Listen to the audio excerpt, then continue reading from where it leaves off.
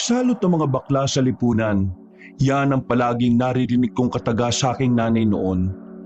Bagay na talagang tumatak sa utak ko hanggang ngayon. Hindi niya kasi tanggap ang pagkatao ko. Ang tingin sa akin ng sarili kong ina, isang kamalasan na dapat iwasan. Ang pagiging bakla ay pinandidirian niya. Noon, buong akala ko ay walang saysay ang buhay ko. Dahil hindi ko naman naramdamang mahalaga ako. Pero nang makilala ko ang aking ama, dito ko na napagtanto na meron pa palang papel ang isang kagaya ko sa mundong ito.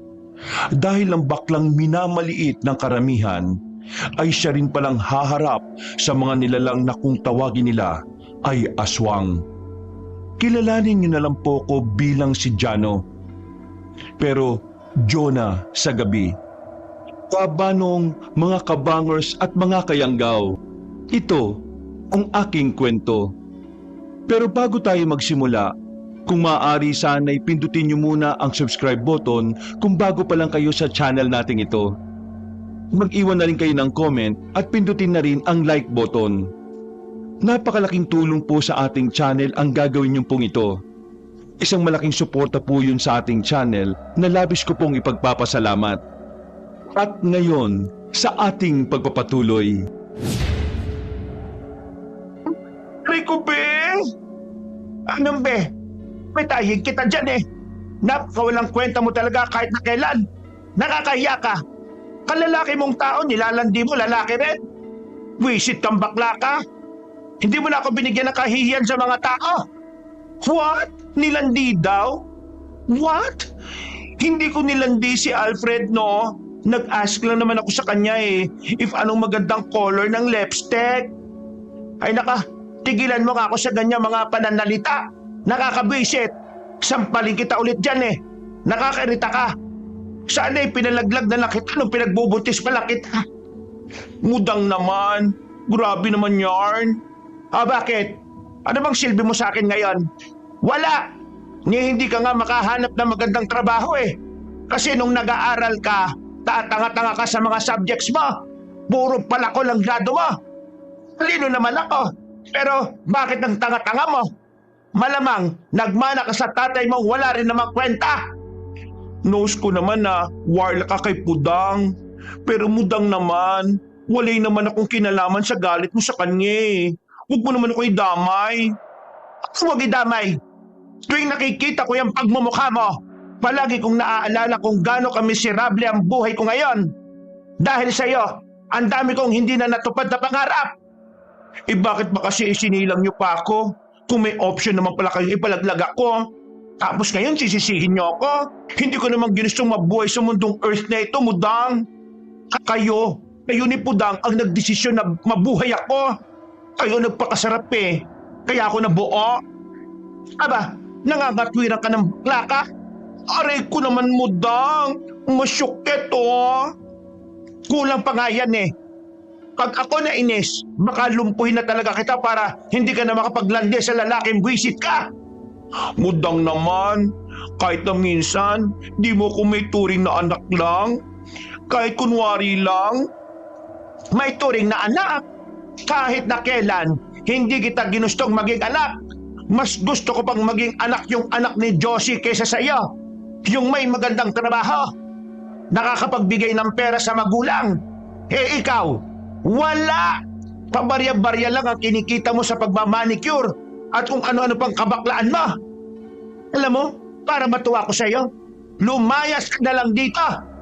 Pero hindi mo naman gagawin yun eh, kasi makapal talaga ang pagmumukha mong bakla ka. Maiintindihan ko naman kung ayaw niyo talaga sa akin, Mudang eh. Pero sana, kung hindi niyo ako kayang mahalin, huwag niyo na lang sana ako saktan. Gonggong! Kailangan mong masaktan para magtinukang bayot ka. Para matuwa ko sa iyo ha.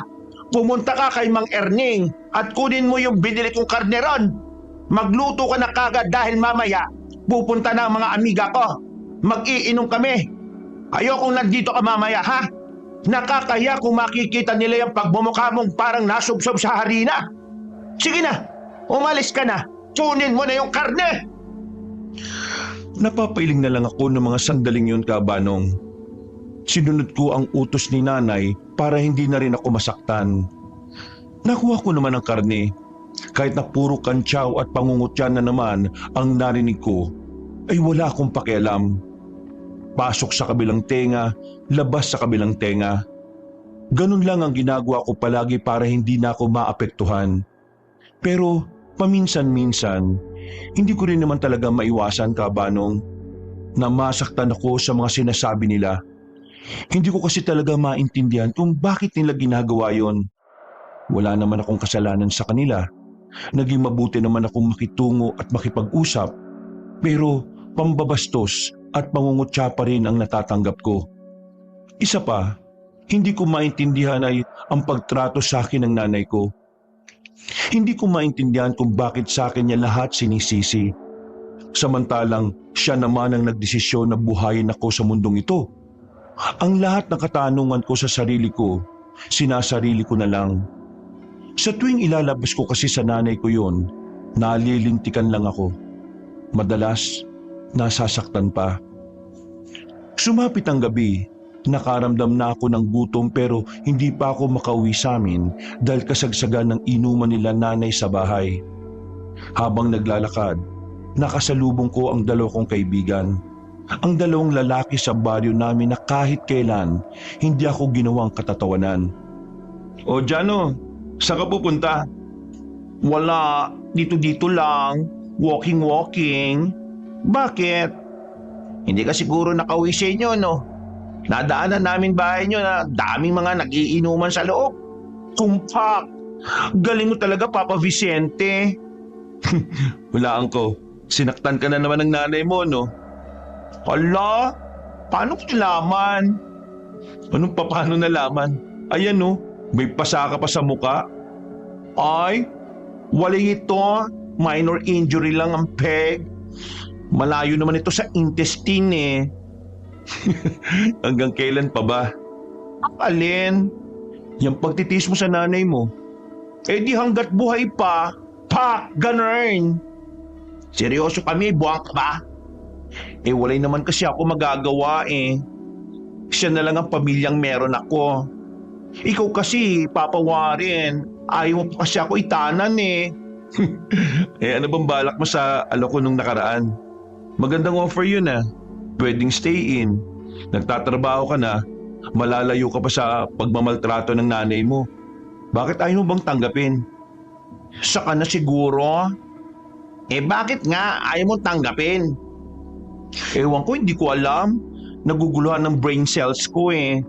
Parang kapag umalis ako at iniwan ko si nanay, magmumukha akong makasarili sa mata ng lahat. Eh yun naman din ang gusto ng nanay mo eh. Ang mawala ka sa buhay niya.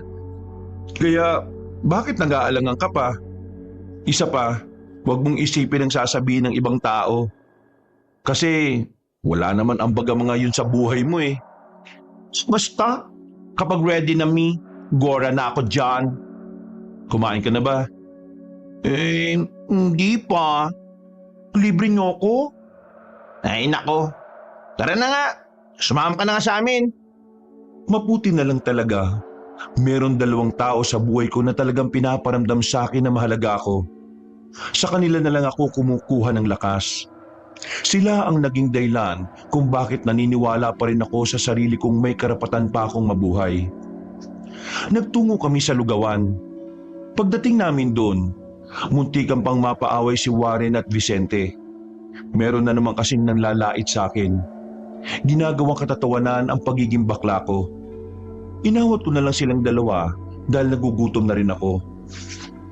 Kung sino pa talaga yung mga malalakas manglait eh, sila pa yung pangit at walang ginagawang maganda sa buhay eh, no?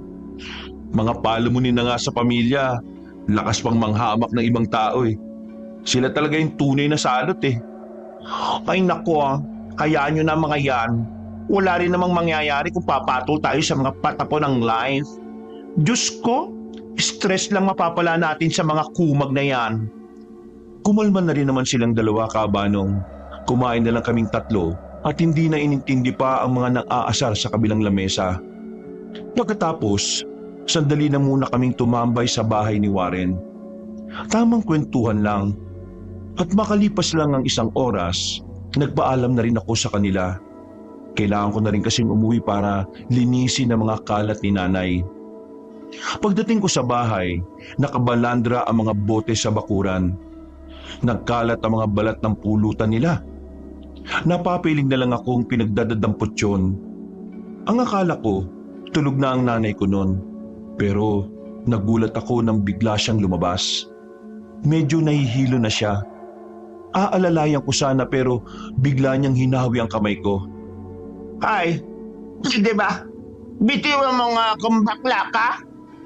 Mudang, baka matumba po kayo eh. Wala akong pakialam. Dahil wala rin naman akong pakialam sa iyo. Lasing lang po kayo, Mudang. Matulog na po kayo. Alam mo bang nakita kami ng tatay mo nung nakaraang taon? Alam mo anong ginawa niya? Tiningnan niya lang ako. Hindi man lang siya nagtanong kung anong buhay na ang meron ako mula nang iwan kanya sa akin. Po? Buhay po si Pudang? Sana nga namatay na lang eh. Kasi walang puwang sa mundong ito ang mga kagaya niyang walang kwenta. Kagaya mo. Saan niyo po siya nakita? Ay bakit? Pupuntahan mo? Umaksa ka talagang tatanggapin kanya? Ang bakla ka. At isa pa ha, walang kwenta ang taong yon. Wala kang mapapalaran. Dahil hindi rin naman yon mayaman. Kaya huwag kang umasa na may ama kang may tuturing dyan, oh. Wala kang ama na matino. Ay, grabe naman kayo. Alam mo kung anong grabe? Itong lintik na buhay na ito. Humalis ka nga sa harapan ko. Naiihina ka. Nasa likod niyo ang banyo, Nay. Bakit ka lalabas ng bakuran? Tingnan mo na. Nahahawa na ako sa katangahan mo. Hindi ko na lang pinatulan pa ang nanay ko. Itinuon ko na lang ang atensyon ko sa paglilinis ng mga kalat nila. Makalipas lang ang ilang sandali, ay natapos na rin ako. Pagpunta ko sa basurahan para ilagay ang mga nawalis kong kalat, meron ako nakitang lumang comics. Kinuha ko yon at pinagpag. Pagbasa ko sa pamagat, napataas ang isang kilay ko. Ang unang aswang. So may pangalawa, may pangatlo, may pang-apat? Bongga! Hindi ko na rin alam kung ano ang pumasok sa isipan ko at nagkaroon ako ng interes na basahin yon. Hindi naman kasi ako interesado sa mga nilalang na mahirap paniwalaan. Pero nang matapos ko ang comics na yon, hindi ko inaasahan na doon na pala magsisimula ang panibagong libangan ko. Sa mga nakalipas na araw, tuwing matatapos ako sa pagmamanicure, nagpupunta kagad ako sa bayan. Palihim akong bumibili ng mga comics na tungkol sa kwento ng mga aswang at ng mga manunugis. Hindi yun alam ng nanay ko. Dahil kapag nalaman niya bumibili ako ng mga comics, magagalit siya at mumurahin na naman ako. Dahil para kasi sa kanya, mas mainam na ibigay ko na lang sa kanya ang pera kaysa sinasayang ko sa mga walang kwentang bagay. Visit na bakla ka! Okay. Kanina pa ko Ay, Mudang, bakit na naman? Pagbukas ko pa lang ng pinto, ay pinagbababato niya na kagad sa mukha ko ang mga comics na naiwan ko sa likod bahay. Nanlalaki ang mga mata kong kinuha yon isa-isa sa sahig. Pagtingin ko kay nanay, parang nanlilisik na ang mga mata niya. Gigil na gigil. Kaya inihanda ko na ang mukha ko noon dahil alam kong bibirahin na naman niya ang magkabila kong pisngi. Humihingi ako ng pera nung nakaraan eh. Wala kang maibigay. Sabi mo wala kang kinita. Tapos hetong mga lintik comics na to eh, nabili mo. Sabihin mo nga sa akin, pinagdadamutan mo na ba ako? Kapal naman ang mukha mo kung ganon. Libre kitang pinapalamon dito tapos pagdadamutan mo ako? Anong libre mo, Dang? Kung kaya bumibili ng bigas natin. Yung pagmamanicure ko, pinambibili ko ng bigas natin yung araw-araw. Madalas din akong dumidiskarte ng ulam natin kasi yung pera mo sinosolo mo lang. Ginagastos sa inom at sugal. Kaya kung ano man ang gusto kong bilhin sa pera ko, wala kayong dapat ikagalit pa doon. Ba, natututo ka ng sumagot ha? Gusto mo sa palingit? Oh, tama na. Masama po ang nag-aaway. Natigilan si nanay nang biglang dumating si Warren at Vicente. Agad namang nagsalubong ang kilay ng nanay ko. Noon pa man kasi, hindi na rin niya gusto ang dalawa kong kaibigan. Iniisip niya kasi na kaya ako bakla ay dahil kinukonsinti nila ako. Ay, ano ginagawa niyo rito? Yayayain niyo na naman sa katarantaduan itong baklang ito. Isasama lang naman po namin si Jano sa isang prayer meeting. Linggo po kasi ngayon, di ba? Ano? Prayer meeting? Isasama niyo ito. May masusunog to. Kasi kasalanan sa Diyos ang pagiging bakla. Aling Marie naman. Parang hindi niyo naman anak si Jano. Paano niyo po nasasabing kasalanan sa Diyos ang pagiging bakla? Ano ba kasalanan niya? May ginawa ba siyang masama? Nanakit ba siya? Nagnakaw? Nakiapid? Nanlamang sa kapwa? Wala naman.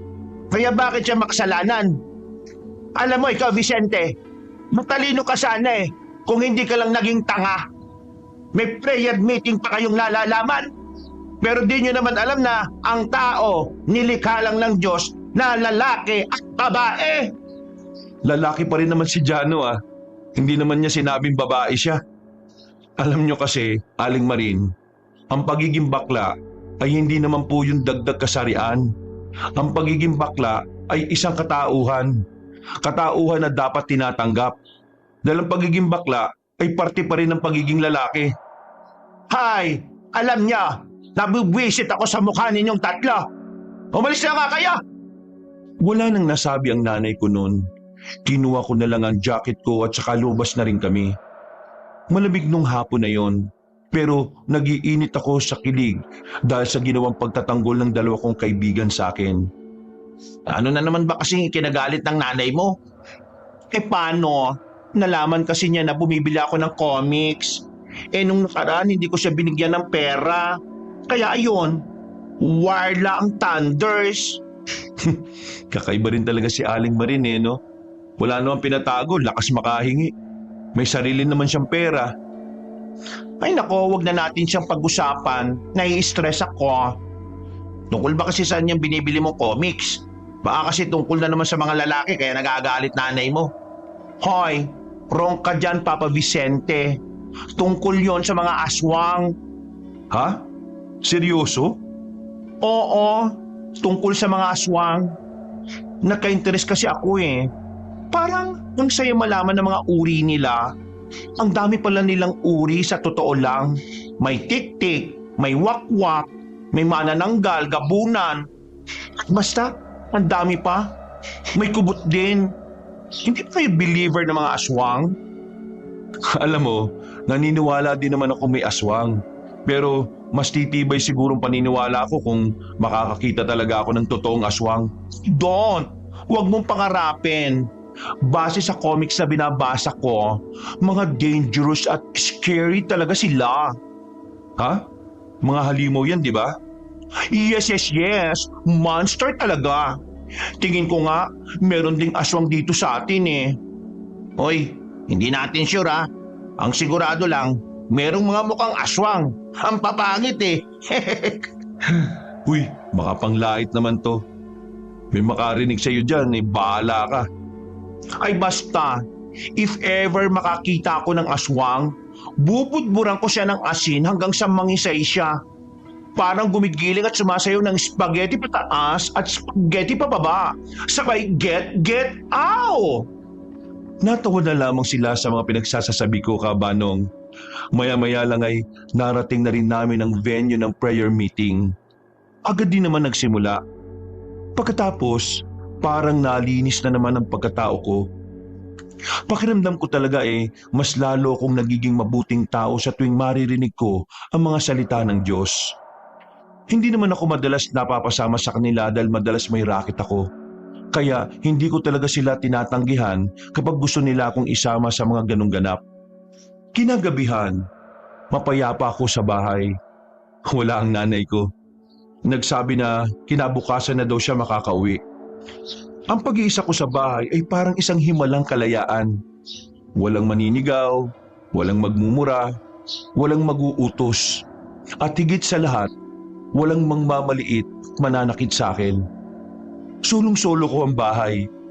Nagbabasa lang ako ng comics nang makaramdam ako ng antok. Nakatulog na pala ako.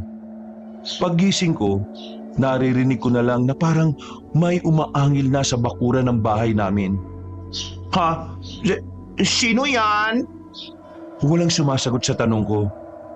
Patuloy lang ang angil at malalakas na kaluskos. Nang maglakad pa ako ng kaunti, nakita ko ang nanay ko na nakahandusay. Sa ibabaw niya ay merong isang mabangis na nilalang. Isang halimaw. Kinakain ng halimaw na yun ang laman loob ng nanay ko. Sa mga sandaling yun, Kabanong, ay napatili na lang ako. Nagising na lang ako nang pagsasampalin ako ni nanay. Ay, wisit ka! Kaaga-agay sigaw ka ng sigaw, bakla ka! Hayop! Ay, Mudang, ayos ka lang? Patagin ng tiyan mo kung may bitok ka pa. Hay, siraula! Anong tingin mo sa akin? Walang laman loob? Ay naku, bumangon ka na! Nakahatawin pa ng lamesa dyan! Magsahin ka na! Magluto ng ulam! Wisit na baklang ito! Madapog niyang isinarado ang pinto ng kwarto ko. Napapailing na lang ako noon, Kabanong. Akala ko'y totoong kinakain na ng aswang ang nanay ko. Para kasing parte ng realidad ang panaginip kong yon. Parang totoong totoo. Kung hindi lang siguro ako nagising ni nanay, baka nakulong na ako sa panaginip na yon. Ay naku, panaginip lang pala. Diyos ko Lord! Kakabasa ko kasi ng comics si Tay eh. Napabuntong hininga na lang ako at agad na bumangon. Pinagluto ko na lang siya ng makakain dahil kakauwi lang niya nung umagang yon. Pagsapit ng tanghali, naging abala rin ako sa paglilinis ng bahay. Meron na naman kasing bisita ang nanay ko. Hindi ko alam kung sino. Nasanay na lang ako sa loob ng isang linggo. Palagi na lang may tagalabas na dumarating sa bahay namin. Malamang sa malamang, hindi na naman ako makakatambay sa bahay. Inabot na ako ng gabi sa lansangan. Wala naman ang dalawa kong kaibigan dahil may kanya-kanya rin silang pinagkakaabalahan. Isa pa, ayaw ko rin naman silang abalahin. Heto na naman ang bakla. May isang nakatulala sa kawalan. Palis na sana ako sa tulay nung mga sandaling yon. Pero biglang may tumayong lalaki sa bandang dulo ng tulay. Bumunot siya ng sigarilyo, tumingin ng seryoso. Ako naman, kinilig ng kaunti. Akala ko kasi bet niya ako. Lumapit ako ng bahagya para makita ang buong mukha niya. Gwapo rin naman siya, Kabanong. Kaso maputla ang balat. Parang hindi naaarawan. Kuya, may tanong ako, kuya. Ako ba kinakausap mo? Kuya, wala namang ibang tao dito eh, tayo lang. Tayo na lang kaya. Ha? Pinagsasasabi mo? Biro lang naman, ikaw naman no. O ano itatanong mo? Bakit ka nandito? Anong ginagawa mo dito? Galit ba din sa'yo ang nanay mo? Bakit? Masama bang narito ako? Iba itong tulay? Ay, masyado ka namang seryoso. Nagtatanong lang naman ako eh. Warla ka kagad ha? Ay, Jano nga palang pangalan ko. Jonah kapag gabi. Kaya call me Jonah tonight ha. Bakla ka pala eh. Bakit? Kaya mo ba sa mga bakla? Hindi ka ba nakikipagkaibigan sa mga bakla? Wala naman akong pakialam sa kasarian ng mga tao. At wala rin akong pakialam talaga sa mga tao. Ay, bakit? Alien ka ba?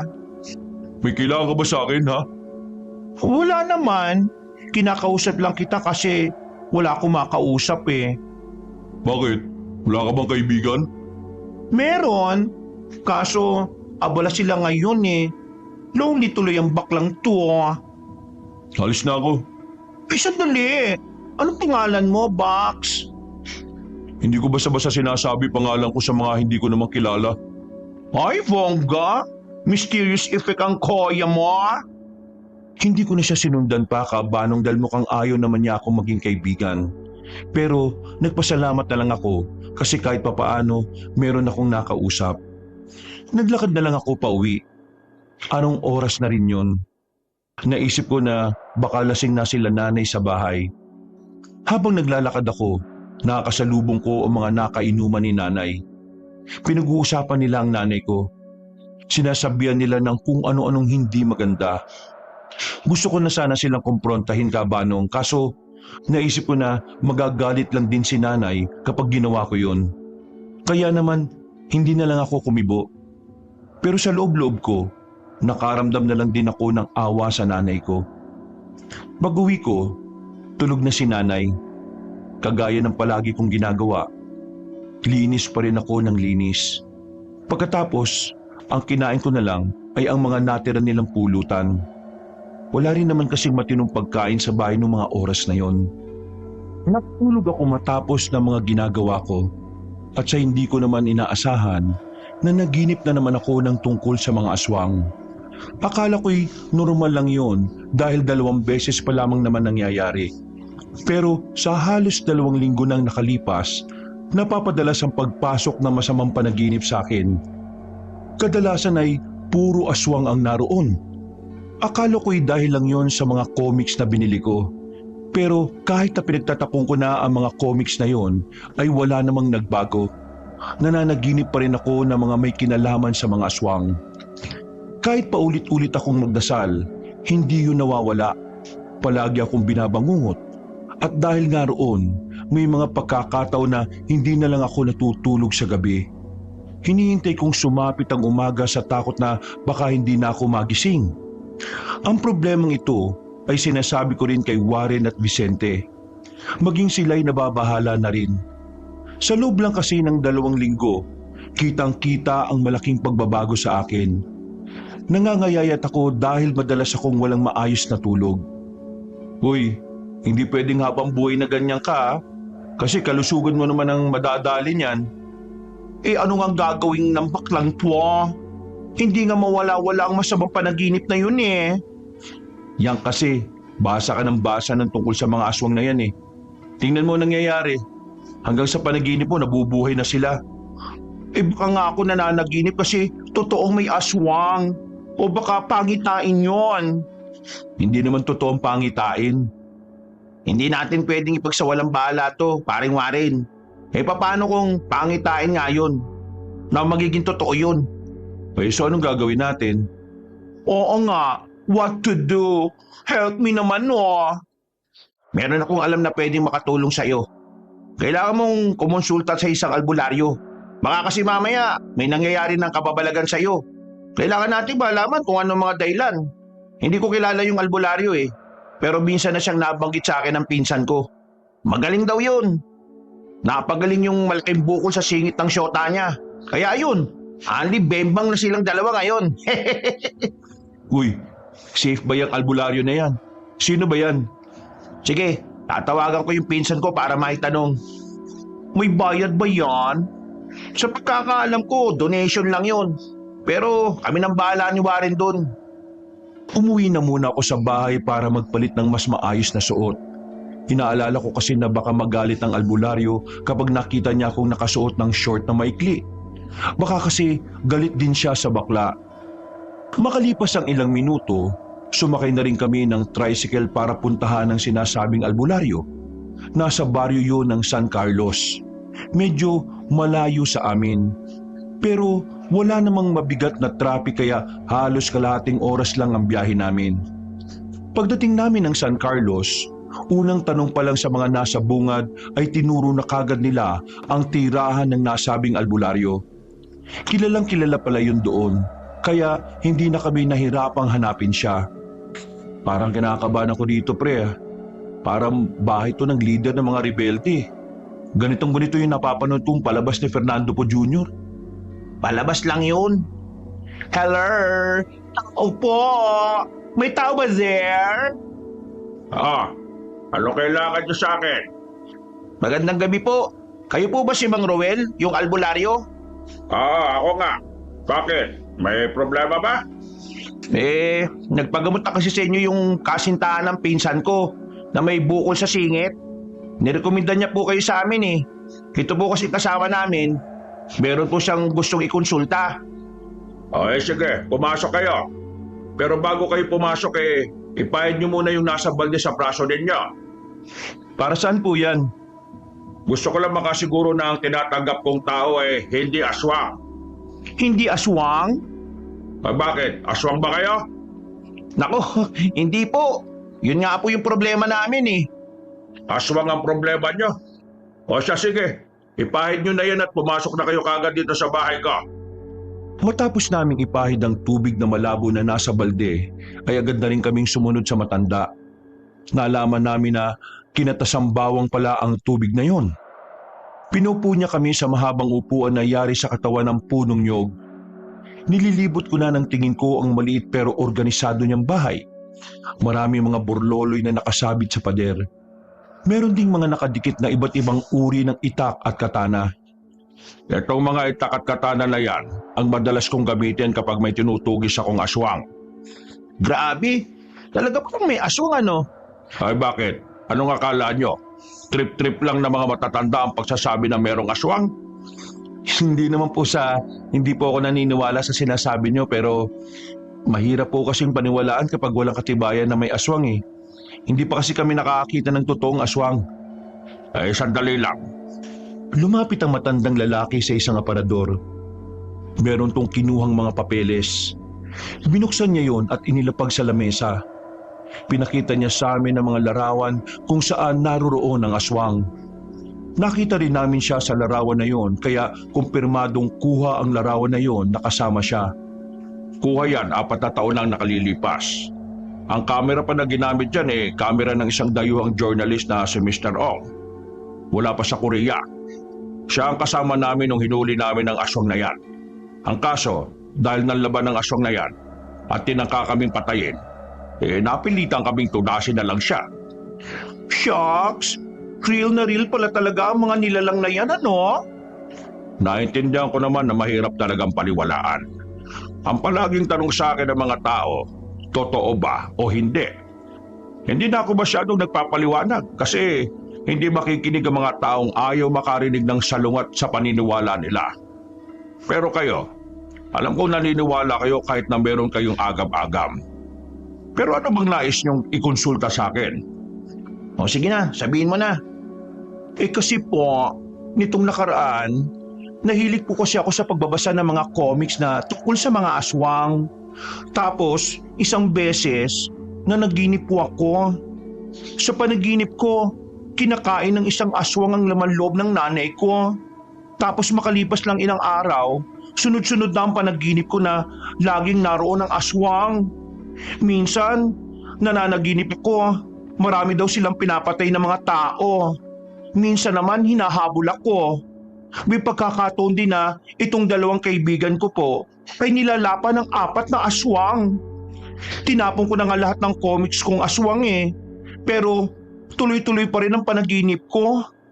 Nahihirapan na nga akong matulog kasi natatakot po ako na baka kapag natulog ako, hindi na ako magising. Maraming dahilan kung bakit bigla ka na lang nagkaroon ng ganyang panaginip. Unang-una, pwedeng dahil nga yan sa mga binabasa mo. Ang utak kasi natin madaling nakakahakot ng mga detalye kung ito'y binabasa natin. At ang mga detalye na ito ay matagal mawala kumpara sa napapanood natin sa mga telebisyon. Kung nagbabasa ka bago matulog, malaki talaga ang tsansa na madala mo ito sa panaginip mo. Pero hindi ito dapat umaabot ng ilang araw. Dahil sa dami ng pumapasok sa utak mo, hindi naman pwedeng ang tungkol sa aswang lang ang nagsusumiksik doon. Isa sa mga tinitingnan kong dahilan dyan baka meron kang nakasalamuhang aswang. Ang isang aswang kasi, kapag tinangka nilang mambiktima gamit ang kanilang kakayahang makapaghipnotismo, at kung hindi sila nagtagumpay sa binabalak nila, maiiwan ang epekto ng hipnotismo sa ibang paraan. Mararamdaman nyo ng biktima sa oras na siya ay nasa realidad na. At dyan na pumapasok ang bangungot. Ibig niyo pong sabihin, may aswang na nagtangkang mang-hypnotize sa baklang ito? At hindi siya nagtagumpay. Siguro dahil nagkaroon siya ng problema sa konsentrasyon. O baka naman maraming tao sa paligid kaya hindi niya yun nagawa. Pero huwag ka mag-alala. Hindi alam ng aswang na dinadanas mo yan. Wala siyang ideya na may epekto pa rin ang ginawa nila kahit na hindi sila nagtagumpay. Ganun pala yun? Kakaiba naman pala ang mga aswang na yan. Matataas na uri ng aswang lang ang may kakayahang makagawa ng ganon. Bakit naman siya bibiktimahin ng mataas na uri ng aswang? Ano bang meron dito sa kaibigan namin? Yon ang hindi natin alam. Sa ngayon, tutulungan ko na muna siya kung paano makabalik sa normal ang buhay nitong kaibigan ninyo. Alisin niyo na lang po yung mga masasama kong panaginip. Magiging maayos na po ang buhay ko. Gustong-gusto ko nang matulog na maayos eh. Huwag ka mag-alala. Madali lang yung problema mo. Kailangan mo lang sundin ang mga ipapagawa ko sa iyo. Maya-maya pa, may mga pinaliwanag na sa amin na matandang albularyo. Inilabas na niya ang mga kulay itim niyang kandila. May kinuha rin siyang itim na tela na pabilog na kakasya ang 3 tao. Isinama niya kami papunta sa likuran ng bahay niya. Merong patag na pwesto doon. Inilatag niya ang itim na tela at saka sinindihan ng mga kandila. Nagkakatinginan nga kaming 3 nang mapansin na hindi namamatay ang sindi ng kandila kahit na may kalakasan ng ihip ng hangin. Pinaupo niya ako sa itim na tela. Meron siyang ipinahid sa noo ko. Maya-maya lang, nakaramdam na ako ng kaunting pagkahilo. Hindi ko na alam kung ano ang mga sumunod na nangyari. Basta, nawalan na lang ako ng malay. Ang tanging naririnig ko lang ay ang boses na matandang albularyo na hindi naman malinaw. Gising ko, 2 oras na pala ang nakalipas. Tapos na ang panggagamot sa akin. Pawis na pawis ako. At para bang sobrang gumaan na rin ang pakiramdam ko. Nasaan na po yung 2 kong Frenny? Yung isa nagpaalam kasi pinatawag ng tatay. Yung isa naman, yung Warren, inutusan kong bumili ng makakain natin kasi kailangan mong kumain dahil alam kong gugutumin ka pagkatapos. Maayos na po ba ako? Hindi na ba ako mababangungot? Huwag ka mag-alala. Hindi na babalik ang masasamang panaginip. Ay, mabuti naman po kung ganon. Maraming salamat po talaga. Akala ko po habang buhay na akong gising eh. Ayoko na kasi talaga matulog. Tatanong lang ako sa iyo pero huwag mo sanang mamasamain ha. Gusto ko lang namang makumpirma. Itatanong niyo po ba kung bakla ako? Napangiti na lang siya sa akin, Kabanong. Hindi ko alam kung bakit parang pakiramdam ko. Wala akong nararamdamang panghusga mula sa kanya. Halos lahat kasi na matatandang nakakausap ko, lalo na kung lalaki, palagi akong pinandidirihan dahil lang sa kasarian ko. Opo, bakla po ako. Ayaw niyo po ba sa bakla? Hindi naman sa ayaw. Inaalam ko lang naman para alam ko rin kung anong pwede kong itawag sa iyo ngayon. Kung pwede ba kitang tawaging sir o mas gusto mong ma'am? Ay, kahit ano na lang po. Yung iba nga po, pare tawag sa akin kahit nakasuot ako ng maikling short. Pero wala naman po problema sa akin kasi alam ko naman sa sarili ko na lalaki po akong ipinanganak. Mukha yatang hindi naging magandang trato ng lipunan sa iyo, ano? Hay, sinabi niyo pa. Ganun naman po talaga kapag naiiba ka sa paningin nila eh. Hindi ka nila itatrato ng tama. Bata pa lang ako, ganito na ako. Bata pa lang ako, nararanasan ko na yung pang-aabuso sa akin. Pero, kiberla. Kinakaya ko naman eh. Kahit nga ang sarili kong ina eh, wala namang pakialam sa akin. Kiber lang ng kiber. Ha? Anong kiber? Kiber? Parang sige lang, ayos lang, ganun. Pero alam mo, bibihira na lang ang taong kagaya mo ah. Ang alin? Ang taong inaabuso pero hindi lumalaban? Ang taong busilak pa rin ang puso kahit na hindi patas ang lipunan sa kanya. Kailangan magpakabait para magkaroon ng pwesto sa langit eh, kapag nategi na ako. Sabi kasi ni Mudang, ang mga bakla daw walang puwang sa heaven. Kaya kailangan ko maging good girl sa mata ni Lord. Eh kayo po, ano po bang tingin nyo sa mga kagaya kong bakla? Sa totoo lang, meron din akong anak na bakla. Kaya hindi ka na bago sa paningin ko. Ang ibig kong sabihin, normal lang para sa akin. Hindi naman ako kagaya ng ibang katanda dyan na kinamumuhian kayo. Magulang rin kasi ako eh. At naiintindihan ko ang anak ko kung bakit yun ang pinili niyang kapalaran. Sana lahat may tatay na kagaya niyo. Alam niyo yung tatay ko po kasi hindi ko naman kilala eh. Sabi ng nanay ko, bata pa lang ako'y iniwanan niya kami. Eh ano bang dahilan at iniwan niya kayo? Ang sabi po kasi ng nanay ko, bigla-bigla na lang daw umalis 6 na buwan pa lang matapos akong ipinanganak. Kaya yung nanay ko, ayun, galit na galit sa kanya. Pati tuloy ako'y nadamay. Ako ang palagi niyang pinagbubuntunan ng galit niya. Eh kung sakali bang makita mo yung tatay mo magagalit ka ba sa kanya? Eh kasi di ba iniwan ka niya? Eh hindi po ako makaramdam ng galit sa tatay ko eh. Kasi sa poder ng nanay ko parang impyerno naman ang buhay ko. Kaya naisip ko, kung makikita ko ang tatay ko, sakaling matanggap niya ako. Sakali lang naman, di ba? Pero hindi naman talaga ako umaasa eh. Yung nanay ko nga hindi ako matanggap, tatay ko pa kaya. Matatanggap ka nun. Eh, nakakasigurado. Wala lang. Nararamdaman ko lang. Mang Ruel, maraming salamat po ah. Trabaho ng isang albularyo na manggamot kaya walang anuman. Hindi lang po dahil doon. Maraming salamat po sa pakikinig at sa pagtanggap ngayon. Pangatlong tao na po kayo na tumanggap kung sino ako. Ngumiti na lang sa akin si Mang Ruel Cabanong. Maya-maya lang din ay dumating na rin si Warren, dala ang pagkain. Sabay-sabay kaming kumain noon. Pagkatapos, sinabihan ako ni Mang Ruel na doon na muna magpalipas ng gabi. Masyado na raw kasing mahamog sa labas. Hindi naman ako buntis para maging sensitibo sa hamog, pero tinanggap ko ang alok niya. Hindi ko rin alam kung bakit. Kinaumagahan, maaga kong nagising. Hindi kasi ako mapalagay kapag hindi ko pamamahay ang tinulugan ko. Pagdungaw ko sa labas, nakita ko si Mang Ruel na abalang naglalaga ng kung ano. Ah, gising ka na pala. Nagising ka ba sa pagsisibak ko? Hindi naman po. Hindi ko po kasi bahay ito kaya kusa ako nagigising ng maaga. Eh kung ganun kumain ka na muna. Naglalaga ako ng kamoting kahoy eh. Ay, paborito ko po yan. Talaga? Pareho pala tayo. Hindi ko alam kung bakit magaan ang kalooban ko sa matandang yon, Cabanong. Pakiramdam ko matagal ko na siyang kilala.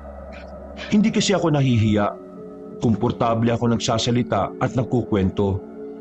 Matapos ang almusal, dumating na rin ang 2 kong kaibigan. Sinundo na nila ako dahil wala pa akong pamasahe pa uwi. Ano? Kumusta? Wala na ba yung masamang panaginip mo? Ano, ayos ka na ba? Well, nakatulog naman ako na maayos. Wala na yung masamang panaginip. Ang galing nga ng thunders na yun no? Paano niya kaya nagawa yun? Goods na ang feelings ko. Mabuti naman kung ganon pero... Pero ano? Meron kang problema. Problema? Naman.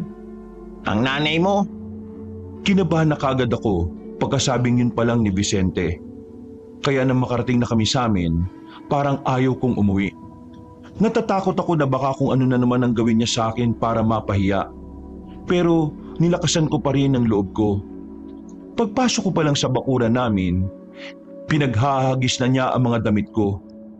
Walang yakang bakla ka. Lumayas ka na rito kung hindi lang din kita mapapakinabangan. Umudang naman. Ano na naman ba ginawa ko? Tatanong ka pa?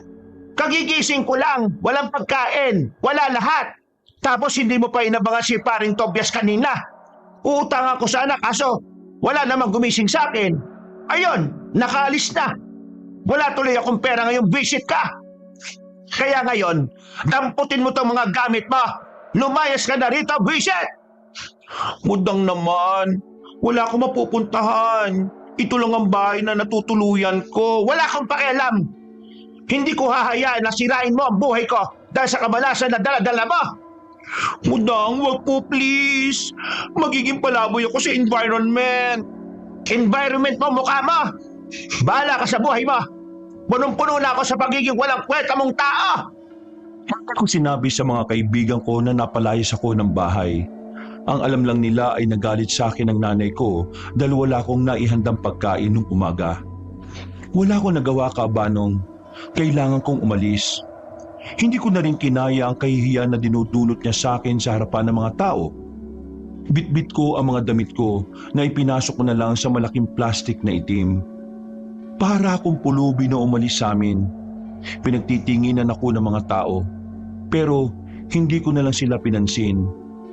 Inabot na ako ng gabi sa lansangan. Hindi ko alam kung saan ako pupunta. Hindi ko na rin naman inabala pa ang kaibigan ko. Alam ko rin naman kasi na marami na silang iniisip at ayaw ko na rin makadagdag pa sa mga responsibilidad nila. Ay, naku naman talaga ang life ng baklang tuwa. Napaka-miserable. Habang naglalakad ako sa gilid ng daan na medyo madilim na rin at wala nang ganong taong dumadaan, isang babaeng tumatakbo ang pumukaw sa aking atensyon. Para siyang merong tinatakasan. Lalapitan ko sana siya pero bigla naman siyang lumiko sa kabilang kanto. Pagtingin ko, may lalaking sumusunod sa kanya na hinahabol din siya. Sa kuryosidad ko, agad akong pumunta ron. Nasa ilalim sila ng poste ng ilaw. Kaya naman, namukaan ko ang lalaking yon. Siya ang lalaking nakausap ko sa tulay. Hala siya? Bakit hinahabol yung babae? Magsyota ba sila at magkaaway sila ngayon? Diyos ko, pag-ibig nga naman. Aalis na sana ako pero nakita kong nawalan ng malay ang babae. Pinasa ng lalaki ang babae sa balikat nito. Kinabahan na ako noon, Kabanong. Sa isip-isip ko, kidnapper pala ang lalaking yon. Kaya pala nung kinakausap ko siya, ipakiramdam ko may kakaiba sa kanya. Pero ang mas ikinagulat ko ay ang sumunod na nangyari. Biglang tumalo ng mataas ang lalaki papunta sa bubungan ng bahay na nasa harapan niya. Pagkatapos noon ay hindi ko na siya nakita. My God! Ano yun? Teka, Superman? Bakit siya ganun kataas tumalon? Diyos ko, die! Sa takot ko, kahit na alam kong wala naman na akong babalikan sa baryo namin umuwi na lang ako roon. Tumambay ako sa nakasaradong tindahan dahil anong oras na rin naman noon. Sa hindi inaasahang pagkakataon, nakita ko naman si Mang Ruel. Hindi ko alam kung anong ginagawa niya sa lugar namin, pero lumapit siya sa akin nang makita niya akong nakaupo doon. O, dyan na. Anong ginagawa mo dyan? Inaabangan mo ba yung truck ng basura kaya may hawak ka niyan? Ay, hindi po ito basura. Mga damit ko po ito. Ano? Mga damit? Bakit? Itatapon mo ba? Ano naman yan? Ay, hindi po. Hindi ko po itatapon ito. Anong ginagawa mo riyan? Gabing-gabi na. Kasi pinalayas na ako ng nanay ko. Wala akong mapuntahan. Ay, pambihira. Ano yan? Saan ka na ngayon? Dito po. Ay, siya nga po pala. Ano po ginagawa niyo dito sa baryo namin? Malayo po kayo dito hindi ko nga rin alam na taga rito ka pala. Di sana nagpasama ako sa iyo. Meron kasi akong ginamot dito kaninang hapon. Medyo napakwento. Kaya yan, ginabi tuloy ako. O sige. Teka, wala ka matutuluyan ka mo, di ba? Wala nga po. Doon ka na muna sa akin. May isa pa namang kwarto sa bahay ko. Po? Sigurado po kayo? Ay, nakakaya naman po. Sa mundong ito, nauunang namamatay sa gutom ang mga taong mahiyain. Kaya dapat matutunan mo rin kung kailan kakapalan ng mukha mo. Sige na, tara na. Kinapalan ko na lang din talaga ang mukha ko noong mga sandaling yon, Kabanong. Wala na rin kasi talaga ako mapupuntahan. Mabuti na lang din, may nasakyan pa kami pabalik sa bahay ni Mang Ruel. Pagdating namin, agad ko namang kinuwento ang nasaksihan ko. Ayon sa kanya, malaki ang posibilidad na aswang ang nakita ko. Dagdag pa niya, ang mga aswang daw ay parang nakaabot na sa lugar namin. May mga ginagawa raw kasi ang mga nilalang na yon na kung saan karamihan sa binibiktima ay mga babae. Natawa pa nga ako kasi sabi ko, malabong mabiktima ako. Pero sabi ni Mang Ruel, hindi pa rin ligtas kasi ang mga lalaki. Ang mga lalaking biktima naman daw ay ginagawang pagkain ng mga nilalang na yon. Kinaumagahan, maganda ang gising ko dahil masarap ang tulog ko. Wala nang panaginip, wala nang bangungot. Paglabas ko ay nakahanda na ang mga pagkain pang almusal. Wala nang hiya-hiya. Kumain na kagad ako, Kabanong. Mukhang nagutom ka talaga. Kasi umalis ako sa amin kagabi nang walang matinong kain eh. Ayos lang yan. Kumain ka ng marami. Ay, siya nga pala. Meron akong gustong ialok sa iyo Baka naman gusto mo. Iaalok? Ano po yun? Gusto mo bang matutunan kung paano ipagtanggol ang sarili mo sa mga nang-aabuso sa iyo? Pati na rin sa mga aswang. Ano bang tinutukoy nyo? Tuturuan kita kung paano maging manunugis. Po? Sigurado po kayo? Bakit kung makatingin ka sa akin imposibleng turuan kita? Ay, hindi naman po.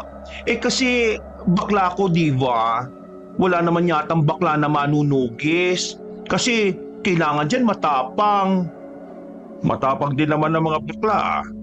At ang katapangan naman wala sa kasarian. Ano naman kung bakla ka? Minsan nga, mas lalaki pa sa lalaki ang mga bakla Kasi natatakot ako na baka madismayan lang kayo sa akin. Hindi. Alam ko kung ano ang kapasidad mo. Kahit na sa maikling panahon pa lang tayo nagkakakilala. Kung yan po ang sabi nyo, susubukan ko po. Matapos namin makapag-almusal, Kabanong, inabutan na niya ako kagad ng itak. Sinimulan namin ang mga madadaling galaw. Habang ginagawa namin yon, meron mga taong napapadaan sa harapan. Ang iba, natatawa. Ang iba, napapailing.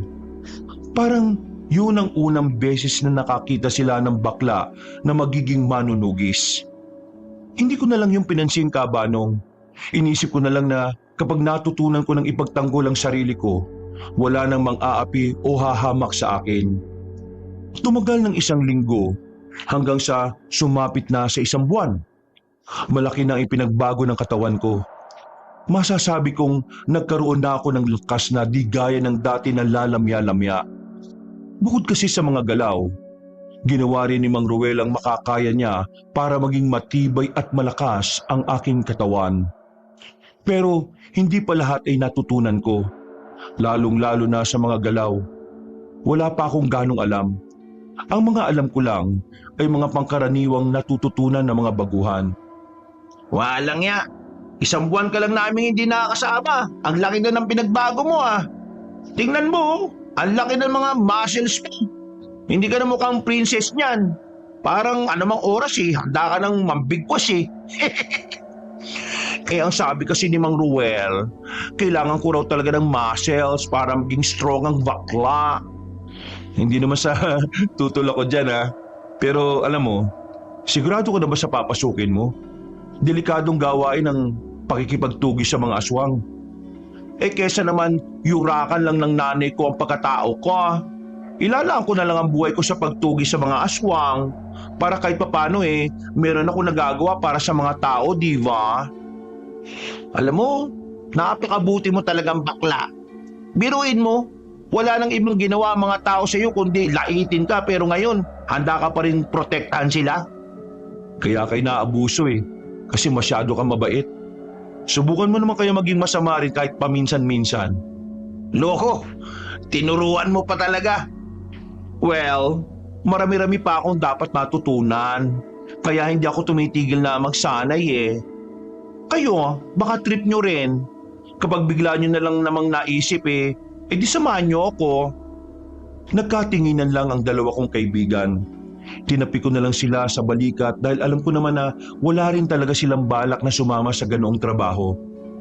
Makalipas ang ilang oras, nagpaalam na rin ako sa kanila. Sumapit na ang gabi. Pagdating ko sa bahay ni Mang Ruel, inabutan ko siyang papaalis na. Nagmamadali naman akong lumapit sa kanya. Oh, Mang Ruel, saan punta nyo? Gabi na. May nakapagsabi sa akin na kasamahan. May binibiktimang mga babayang binatang aswang sa bandang bayan. Kailangan kong puntahan. Ay, pwede ba? Gusto ko sana sumama Hindi na. Hindi pa natatapos ang pagsasanay mo. Delikado kung sasama ka. Gusto ko sanang sumama. Ito na rin yung pagsasanay ko. Aktual na pagsasanay. O di ba, Kongga? Dumito ka na lang muna.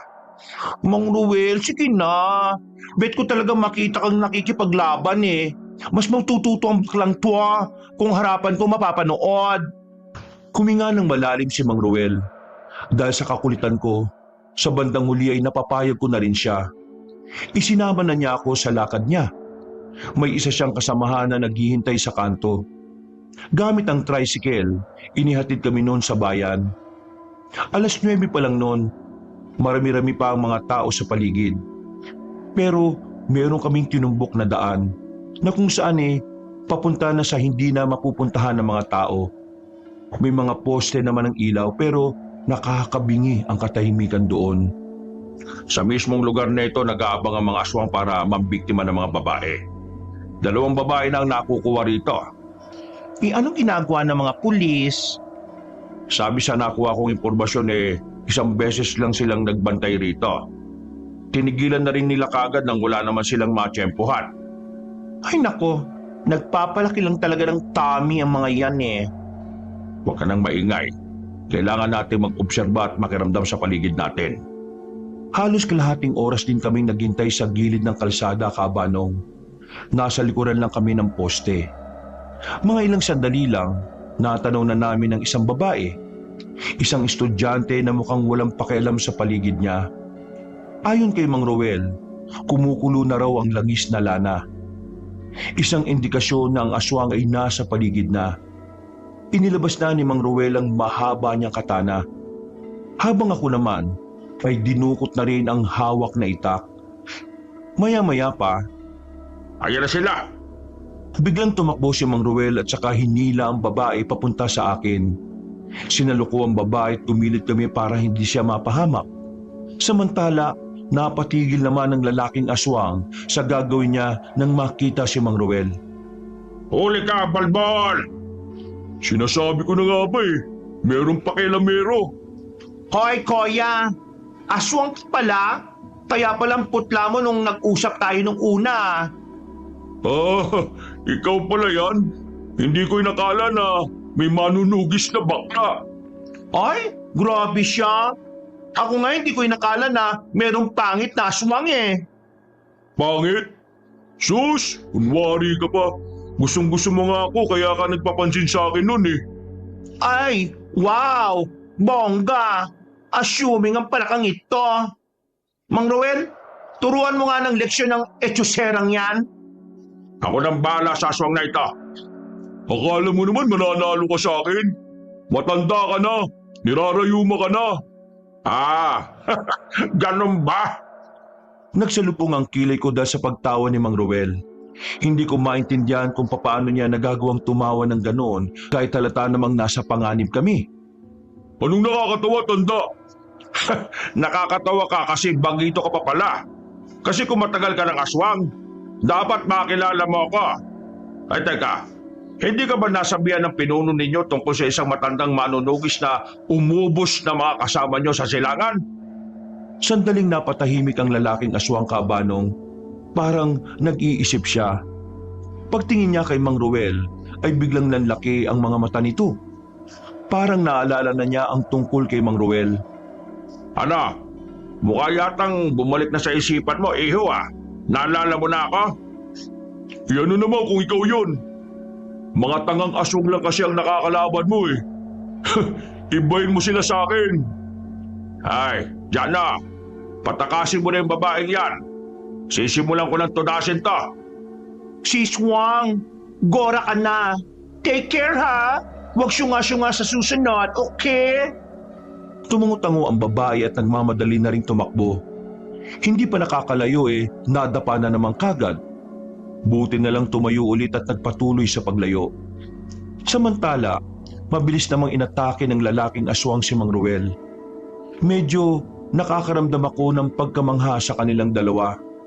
Para kasi ako nanonood ng isang pelikula. Masyadong mabilis ang aswang, pero magaling din namang umilag si Mang Ruel. Ngayon lang ako nakakita ng isang matanda na akala mo walang sakit na nararamdaman sa tuhod tuwing gabi. Eto naman, kaya ba?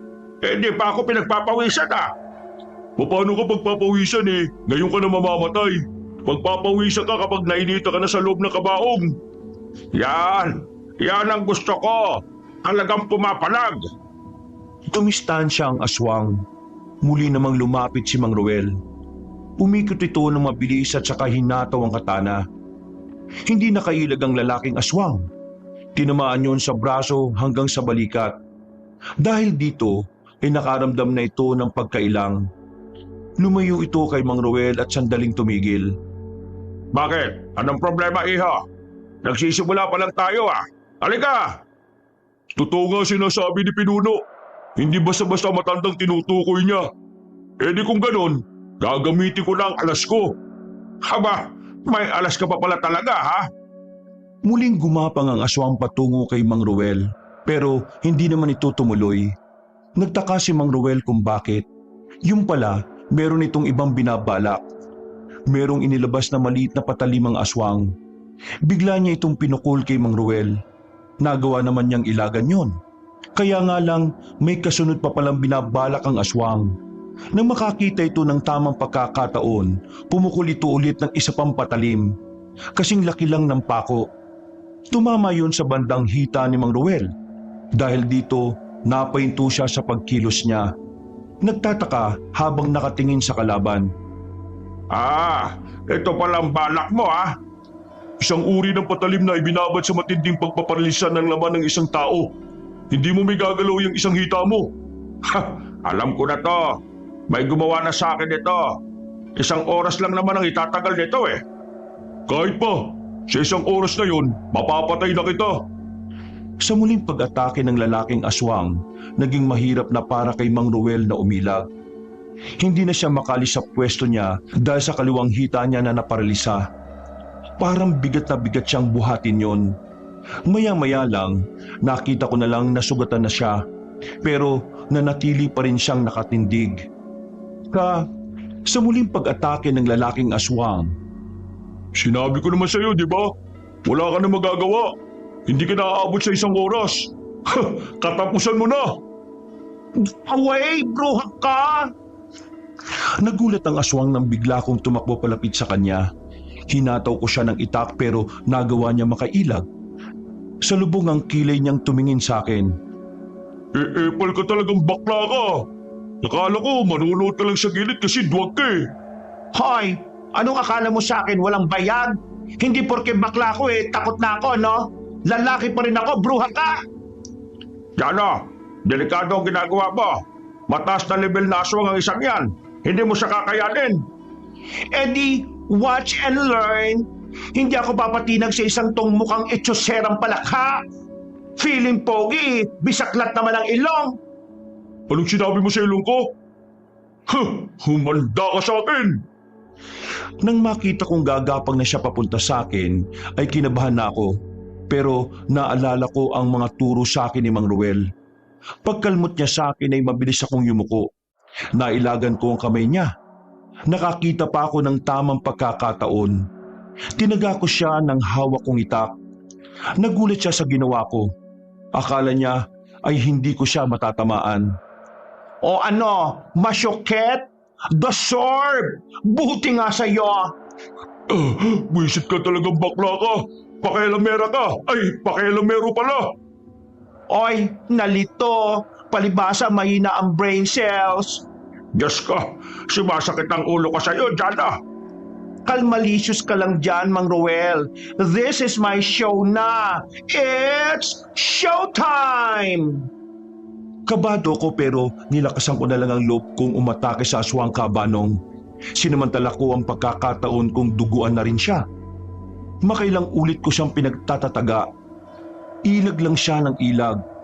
Dahil sa pagiging kampante ko, nakakuha naman siya ng tamang pagkakataon para tamaan ako sa tagiliran. Sinuntok niya ako. Napatigil ako sa pag-atake nang maramdaman ko ang impact. Buwisit ka! Ang tigas naman ng tagiliran mong hayop ka! Wag ka! Muscles yan, no? Aray, in fairness, ang sakit Hindi na ako umatake nung oras na yon, Kabanong. Naobserbahan ko kasi ang ginagawa niya. Nakakatama siya kapag ako ang lumalapit. Kaya ang ginawa ko, siya ang hinintay kong umatake. At sa bawat atake niya, palagi ko siyang naiisahan. Napansin na rin niya siguro yon, kaya tumigil na rin siya. Naghihintay na lang kaming dalawa kung sino ang susugod. Oy, alam na niya ang plano ng baklang to. Buti naman functional na ang brain cells mo, Koya. Palalagpasin ko ang gabing ito, bakla ka! At ikaw matanda ka! Babalikan kita! Sa susunod na pagbabalik ko, hindi na ako papayag na hindi kita mapatay! Nakakatawa kang aswang ka! Nagawa kang patrasin ng isang baguang manunugis na halata namang nilalaro ka lang!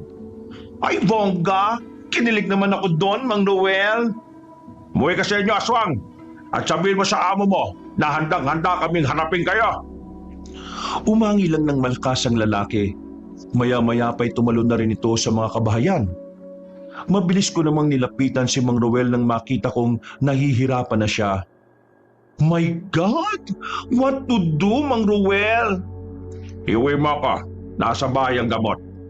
Ay, bongga! Ano, lilipad tayo? Tricycle! Tumawag ka ng tricycle!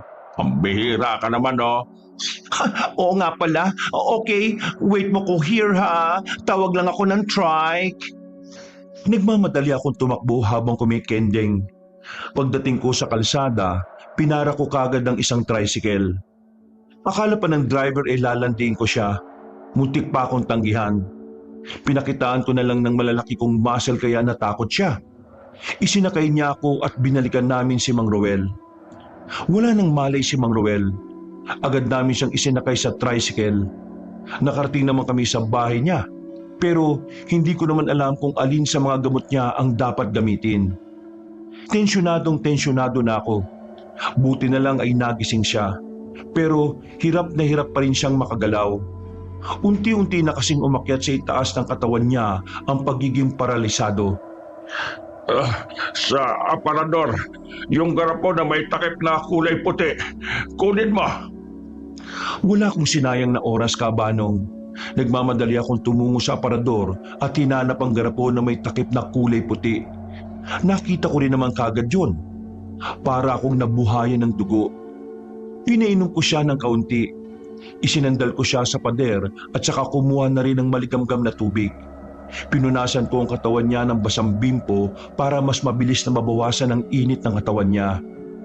Matapos pa nga lang ng halos kalahating oras, naging ayos na rin ang kalagayan niya. Naigagalaw na niya ang kanyang buong katawan. Kaloka, ha? Akala ko talaga going to heaven ka na, Mang Roel, eh. Diyos ko, Lord! Maraming salamat at hindi ka nataranta. Hindi. Nataranta kaya ako. Mabuti na lang talaga at nagising ka. Kasi kung hindi, ang sunod mong gising sa langit na. Malay ko ba sa mga gamot mo? Ikaw talaga. Pero maraming salamat pa rin. Kaloka ng bongga ang aswang na nakalaban mo. May utak din siya, ha? Kagaya nga ng sinabi ko sa'yo, mataas na uri na ng aswang siya. Hindi siya gaya ng mga aswang na nababasa mo sa comics. Paano yarn? Nakatakas siya. Magsusumbong sa bossing niya yon. Mas maganda nga yun para malaman ng amo niya na hindi tayo natatakot sa kanya. Napabuntong hininga na lang ako noon, Kabanong. Pero sa loob-loob ko, may halong saya akong nararamdaman. Saya dahil kahit papaano, alam kong may napuntahan na mga natutunan ko mula kay Mang Roel. Nung gabing yun, ay nagpahinga na muna kami. Agad siyang nakatulog at sumunod na rin ako. Kinaumagahan, maaga akong nagising para sana maganda ng almusal. Pero paglabas ko, nakita kong nakahanda na ang pagkain. Naku, ako dapat na naghahanda ng pagkain natin kasi ikaw kagagaling mo lang sa sakit eh. Hindi ako sanay na pinaghahandaan ako. Isa pa, masaya ako kapag ginagawa ko ito. Ay siya nga pala, aalis ako mamaya ha. Meron lang akong kakausapin tungkol dun sa nangyari kagabi. Kaya ikaw, kung saan mo gusto pumunta pwede naman. Basta mag-iingat ka lang ha. Sa ginawa mo kagabi sa aswang na yon, malamang sa malamang isa ka na rin sa punteriya nila. Ay go! Puntiryahin nila. Kala nila takot ako sa kanila? No, no, no. Gusto ko yung tapang mo ha. Pero huwag ka maging kampante. O sige na, kumain ka na. Mabilis na lumipas sa mga oras. Umalis na rin si Mang Ruel. Ako naman ay pumunta na lang ulit sa baryo namin para makita ang dalawa kong kaibigan. Pagdating ko, nakasalubong ko kagad ang nanay ko. Naninibago siya sa itsura ko. Kahit kasi bakla ko, hindi na ako nagsusuot ng pambabae. Simpleng polo at pantalon na lang. Tiningnan niya ako mula ulo hanggang paa. Ako naman napangiti. Akala ko sa pagkawala ko ng halos 1.5 buwan, magiging masaya siyang makita ako ulit. Pero nagkamali pala ako. Ano? Bakit ka narito? Para ipakita yung mga muscle niyo? Diyos ko! Akala ko bakla ka. Bakit may muscle ka na ngayon? Mudang naman. Lahat naman ng person sa mundong earth may muscle. Pilosof ka na ngayon? Just stating the fact. Bakit ka pa nandito? Huwag kayong mag-alala, Mudang. Hindi ko naman po kayo aabalahin. Nandito lang naman po ako kasi taga rito ang dalawa kong kaibigan eh. Ang dalawang tao na tanggap ang aking katauhan. Nagpaparinig ka ba? Hindi naman, Mudang. O sige na, aalis na ako. Pupuntahan ko na lang sila. Sandali! Ay, bakit, Mudang? May pera ka ba dyan? Pahingi nga. Ay, wala akong pera dito, Mudang. Ang sabihin mo, nakahanap ka na ng trabaho at ang perang sinasahod mo ay inuubos mo lang sa mga lalaki mo. Kahit na kailan talaga, wala kang kwenta. Ay, Mudang naman oh. Yan na naman kayo eh. Kung ano-ano na naman ang iniisip ninyo. Ay, wag mo nga akong tawag-tawaging Mudang. Nakakairita ka. Palibhasa wala kang ibang alam kundi maging makasarili. Kahit kailan hindi mo ko tinulungang makaahon sa buhay na iniwan sa atin ng ama mo. Buisit!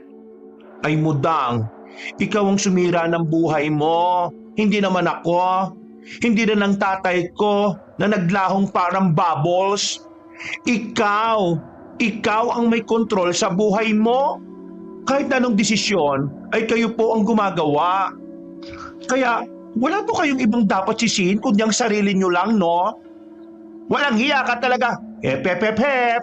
Muscle may muscle na akong malaki. Ay bakit? Pinagbabantaan mo na ba ang nanay mo ngayon? Hindi naman, Mudang. Sinasabi ko lang naman sa'yo na ibang Jano na ang kaharap mo ngayon. Ang Jano na kahit kailan, hinding-hindi na magpapaapi. Kahit na sa sarili ko pang kadugo. O sige na, babush, Mudang. Walang hiya ka. Bumalik ka rito! Hindi ko na nilingon pa ang nanay ko. Pakending-kending pa ako habang naglalakad. Habang tinatahak ko ang daan papunta sa bilyaran na tinatambayan ng dalawa kong kaibigan, nararamdaman ko na parabang merong sumusunod sa akin. Pero kapag nalingon ako, bigla-bigla namang nawawala. Noong mga sandaling yun, alam kong hindi normal ang nararamdaman ko, kaya medyo kinabahan ako. Pero kailangan kong tumayo sa sarili ko mga paa dahil wala si Mang Ruel sa tabi ko noon. Binilisan ko na lang ang paglalakad ko hanggang sa makarating na ako sa bilyaran. Oh, Jano, buti nandito ka. Sakto talaga lagi ang dating mo. O bakit? Anong meron? Papunta kami ngayon sa bayan. Mamimili kami ng gagamitin namin para sa dadaluhan namin kasal sa susunod na buwan. Balak sana namin isama ka para naman makasama ka namin gumala. Hoy, kayo hindi nyo talaga ako kinakalimutan. By the way, sige, gora ako dyan. Uy, ayos! Alis na tayo! Alauna pa lang noon ng mga sandaling yon, kaya naman dali-dali na rin kaming tumungo sa sakayan papuntang bayan. Inabot na kami ng hapon pero wala namang kaming nabiling damit para sa kanila.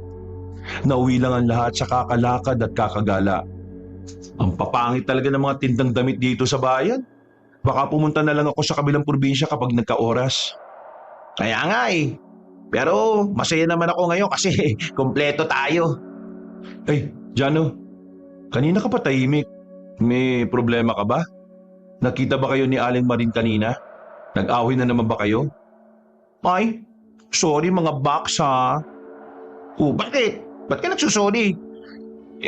Hindi ko kagad naikwento sa inyo na meron kaming nakalabang malakas na aswang kagabi.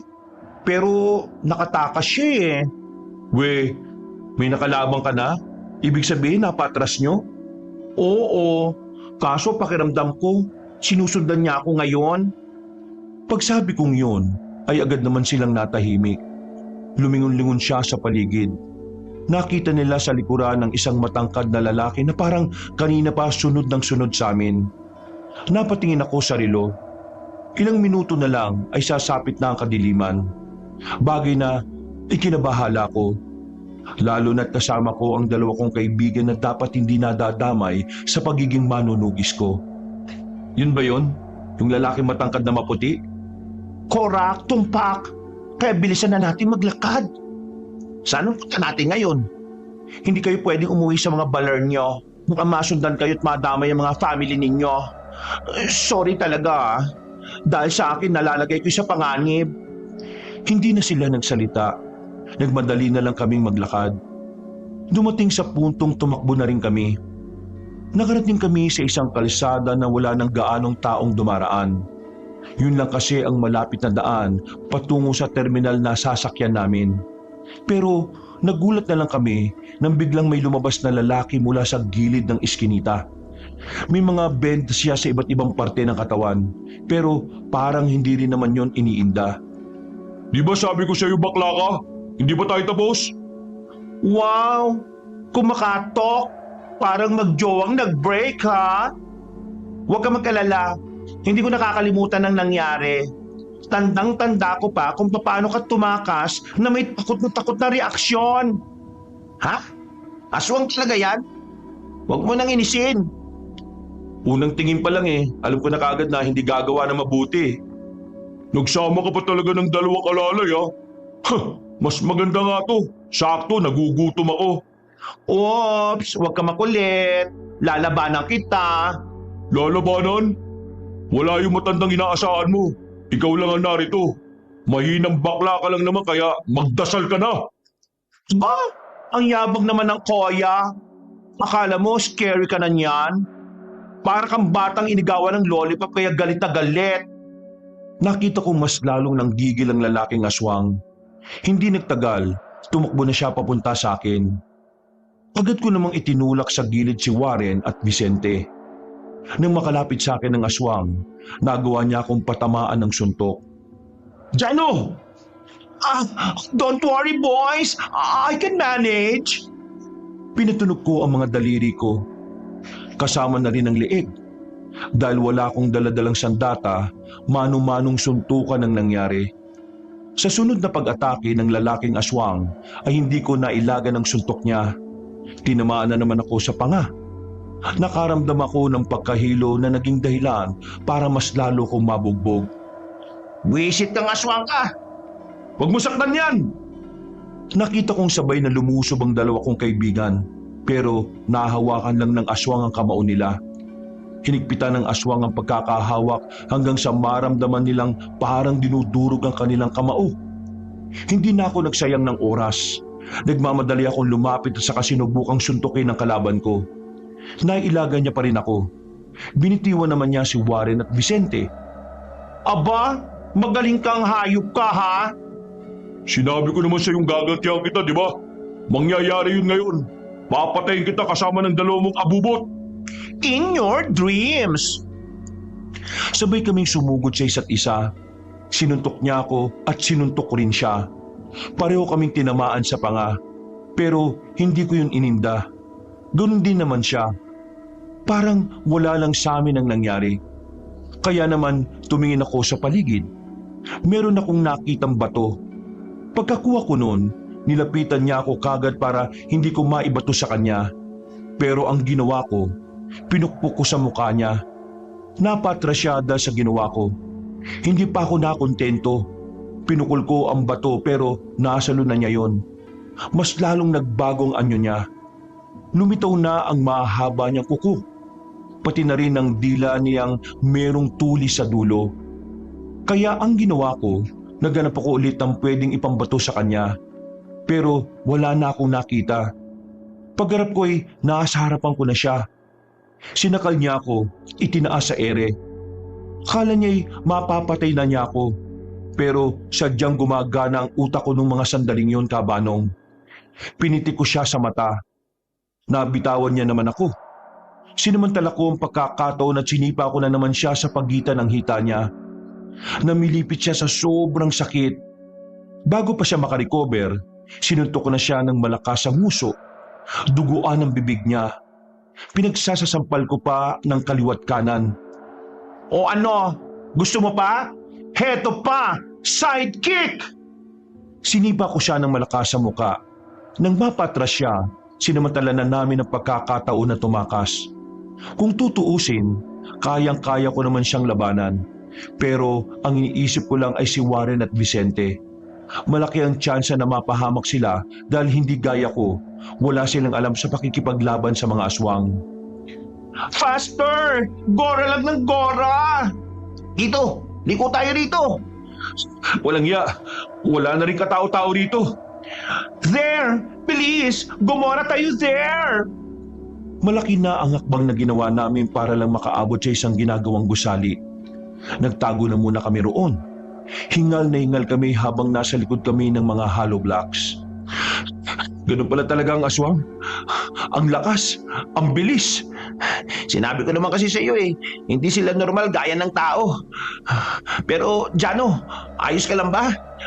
Okay lang ang baklang tuwa. Kayo ang inaalala ko wala namang problema sa amin. Di naman malala ang ginawa niya Pero ikaw, may tama ka sa balikat mo. Nakalmot kaya yata ako ng cute niyang fingernails. Pero oks na oks lang ang bakla. Huwag kayong mag-alala. Anong plano mo? Tutuluyan ba natin ang aswang na yun? No, wala tayong chance manalo sa mga time na ite.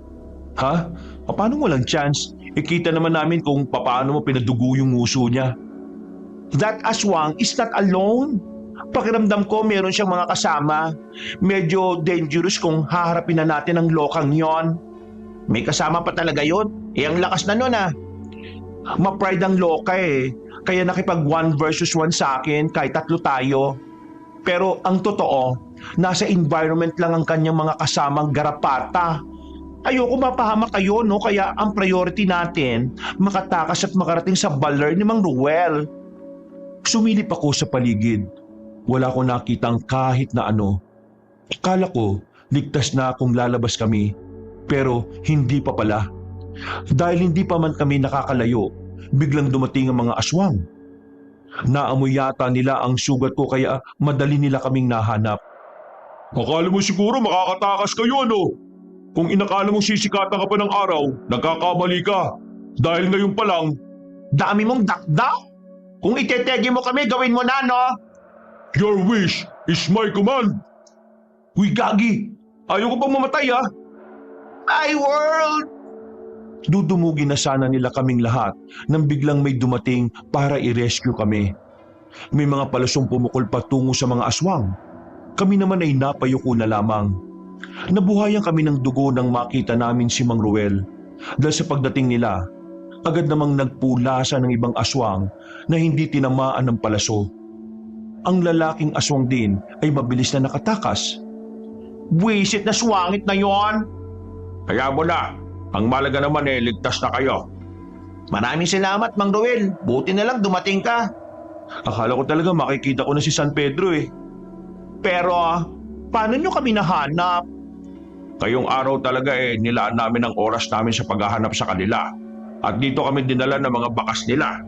Hindi ko rin inaasahan na kayo ang makikita namin. Ay teka, sugutan ka. Ayos lang ito, ano ka ba? Malayo ito sa heart. Problema namin ngayon, kung uuwi ba kami sa pamilya namin. Ay wag muna. Damay na kayo sa problema ito Mas mainam na hindi na muna kayo umuwi para hindi malaman ng mga aswang kung sino-sino ang mga taong konektado sa inyo. Pasensya na talaga ha. Dahil sa akin kaya mamimiss nyo ang inyong family. Ayos lang naman. Ang mahalaga naman sa akin, iligtas tayo. Pati na rin ang kaligtasan ng mga pamilya namin. Tama sa Vicente. At sana sa nangyari ngayon, parang gusto ko na rin matutong pumatay ng aswang Lintik yun. Hindi ako nakaganti. Mamaya na natin pag-usapan ng mga yan. Kailangan na muna nating lisanin ang lugar na ito. Mga kasama, sunugin ang bangkay ng mga aswang na yan para hindi na nila buhayin pa. Hindi na rin kami nagtagal doon. Agad na rin kaming umalis. Pagdating namin sa bahay ni Mang Ruel, ay agad niyang ginamot ang sugat ko. Noong mga oras na yon, napapansin kong panay ang tingin sa akin ni Warren at Vicente. Kaya nang pumasok na sa loob si Mang Ruel, ay agad ko silang kinausap sa bakuran. May sasabihin ba kayo mga box? Napansin lang namin na parang sobrang close na kayo ni Mang Ruel Parang mas kilala kanya kaysa sa pagkakakilala namin. Nagsiselos na tuloy kami Hoy, baliw kayo. Ano ba pinag-iisip nyo? Parang tatay ko na si Mang Ruel, no? Ikaw ang baliw. Wala naman kaming iniisip na masama Natutuwa lang kami kasi sa wakas, nakahanap ka na ng isang tao na talagang magpaparamdam sa iyo ng pag-aalaga ng isang ama. Kahit na hindi mo siya tatay, parang tatay mo na rin dahil maayos ang trato niya sa iyo Mismo, brother. Sa totoo niyan, magaan na kalooban ko kay Mang Ruel. Kaunting-kaunti na nga lang, tatawagin ko na rin siyang tatay Pero parang ayaw ko kasi na may anak siya. Parang wala akong karapatang gawing ama ang hindi ko naman talaga ama. Baka kaya siya mabait sa akin kasi namimiss niya yung anak niya. Bakla din daw kasi ang anak niya Biglang tumayo si Vicente at Warren. Lumapit sila sa akin at tinawakan ako sa balikat. Magmula ngayon, itong tatandaan mo hindi ka na basta bakla lang. Isa kang taong may kakayahang makapagligtas sa buhay ng mga tao. Noon pa man, hindi ka namin tiningnan sa mababang paraan Ngayon, tumataas lalong tingin namin sa'yo. Kaya gusto ko na rin matuto niyan ang makipaglaban sa mga aswang. Oo, ako rin. Paano mga pinagkakakitaan nyo? Hindi pa naman ako kailangan sa tindahan. May oras pa ako. Ako naman ayos lang matanggal.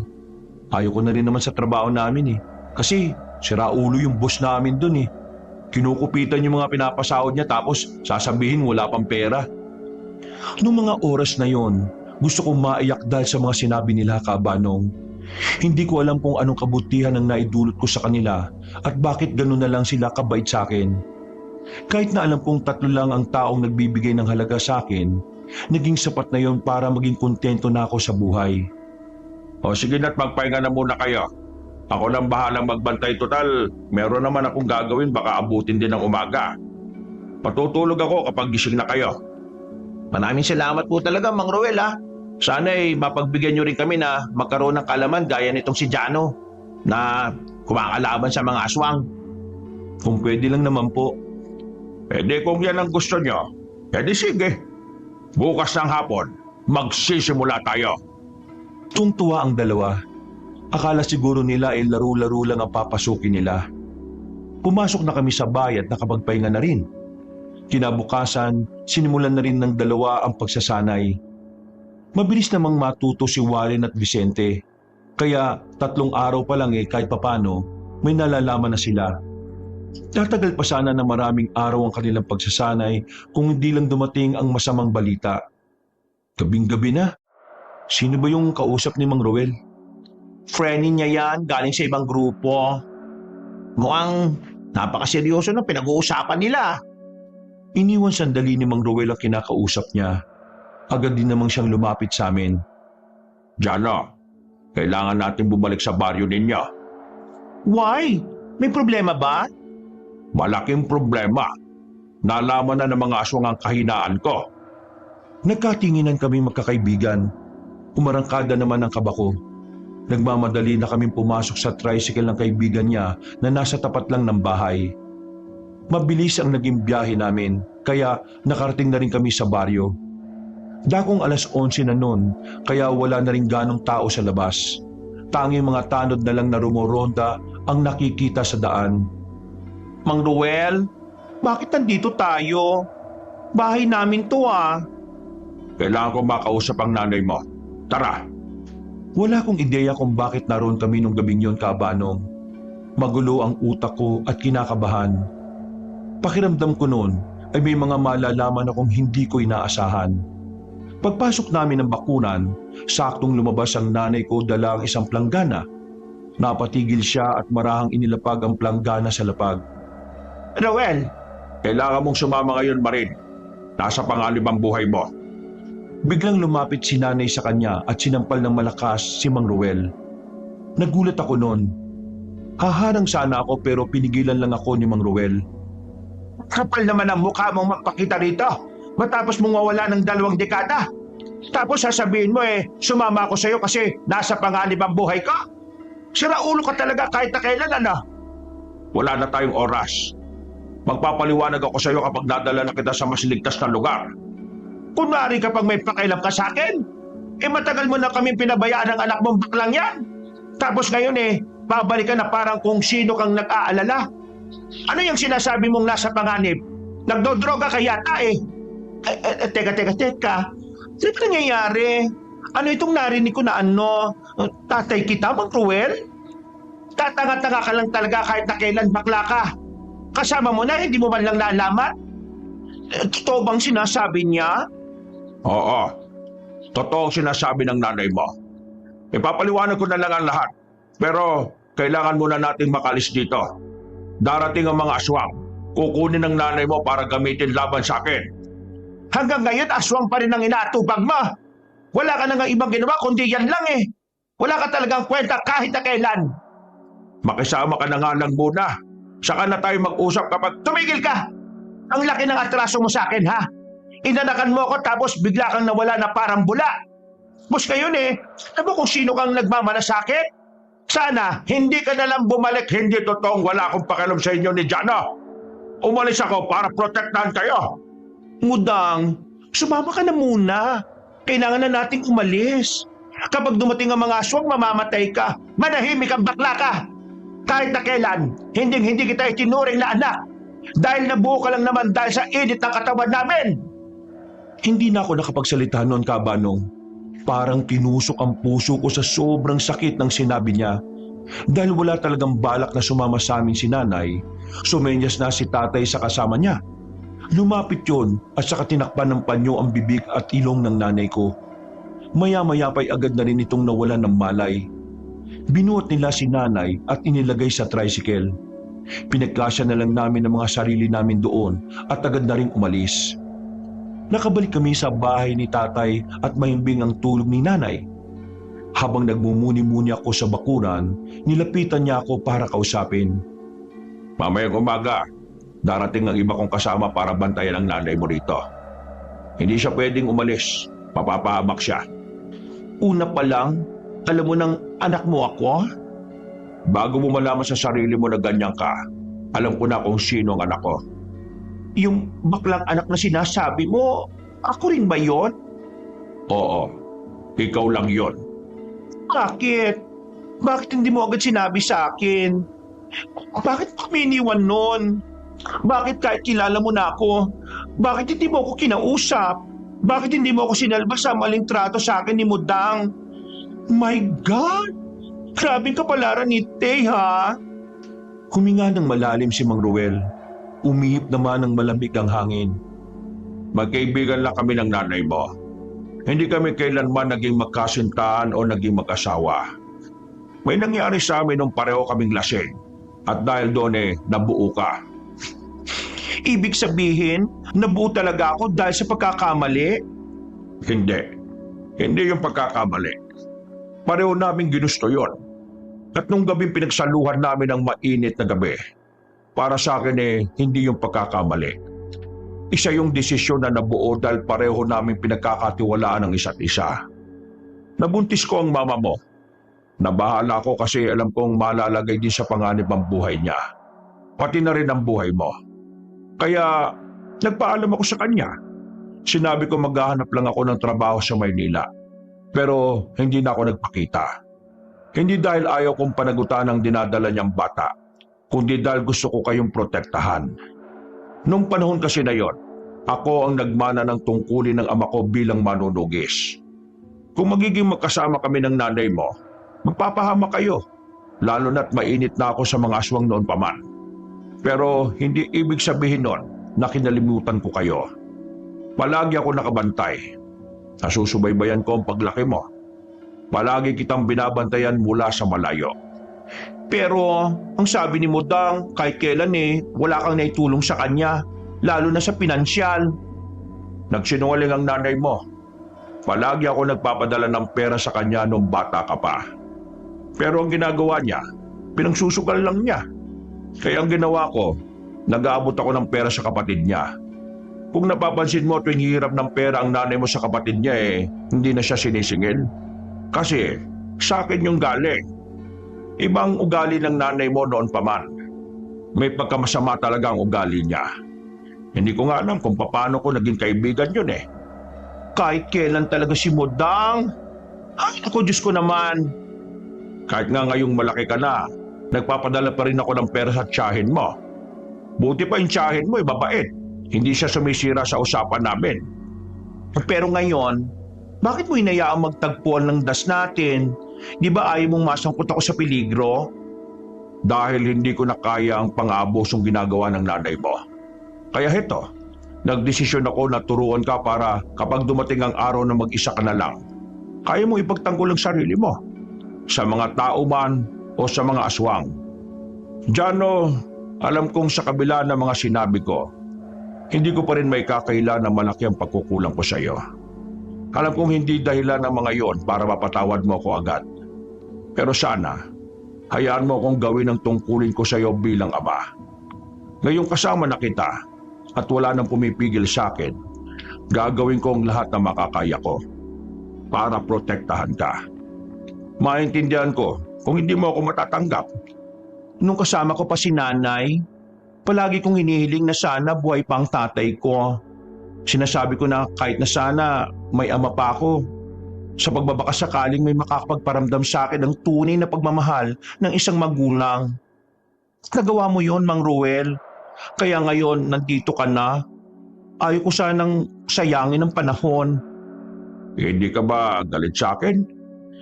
Ay ko, masyado nang maraming nangyari sa buhay ko, no? Ayaw ko nang ilaan yun sa mga bagay na alam kong pagsisisihan ko lang din sa huli.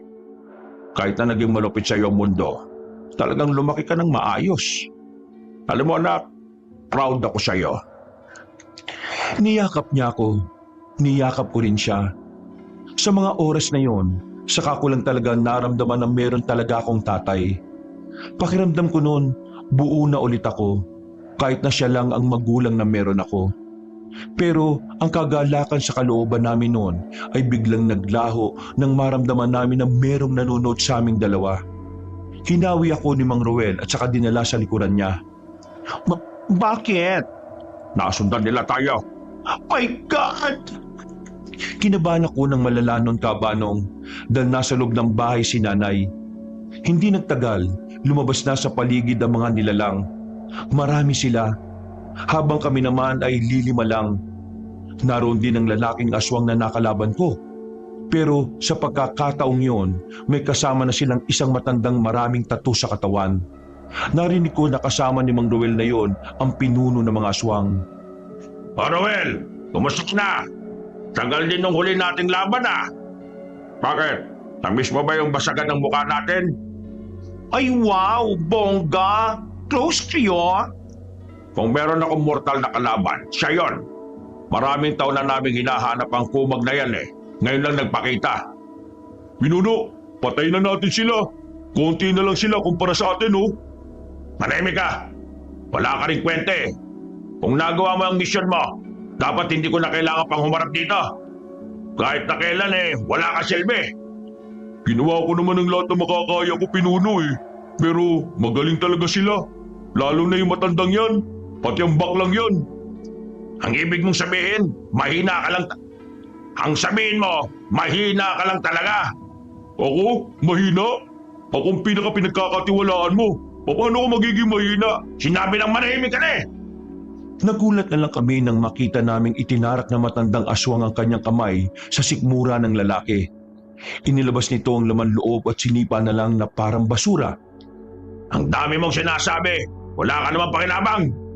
Hay! My God! Kakampi mo? Tinegi bumbum mo?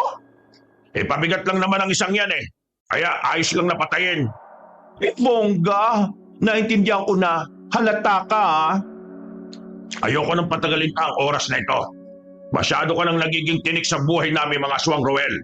Kaya tapusin na natin to ngayong gabi. Huwag ka mag-alala, Laurel.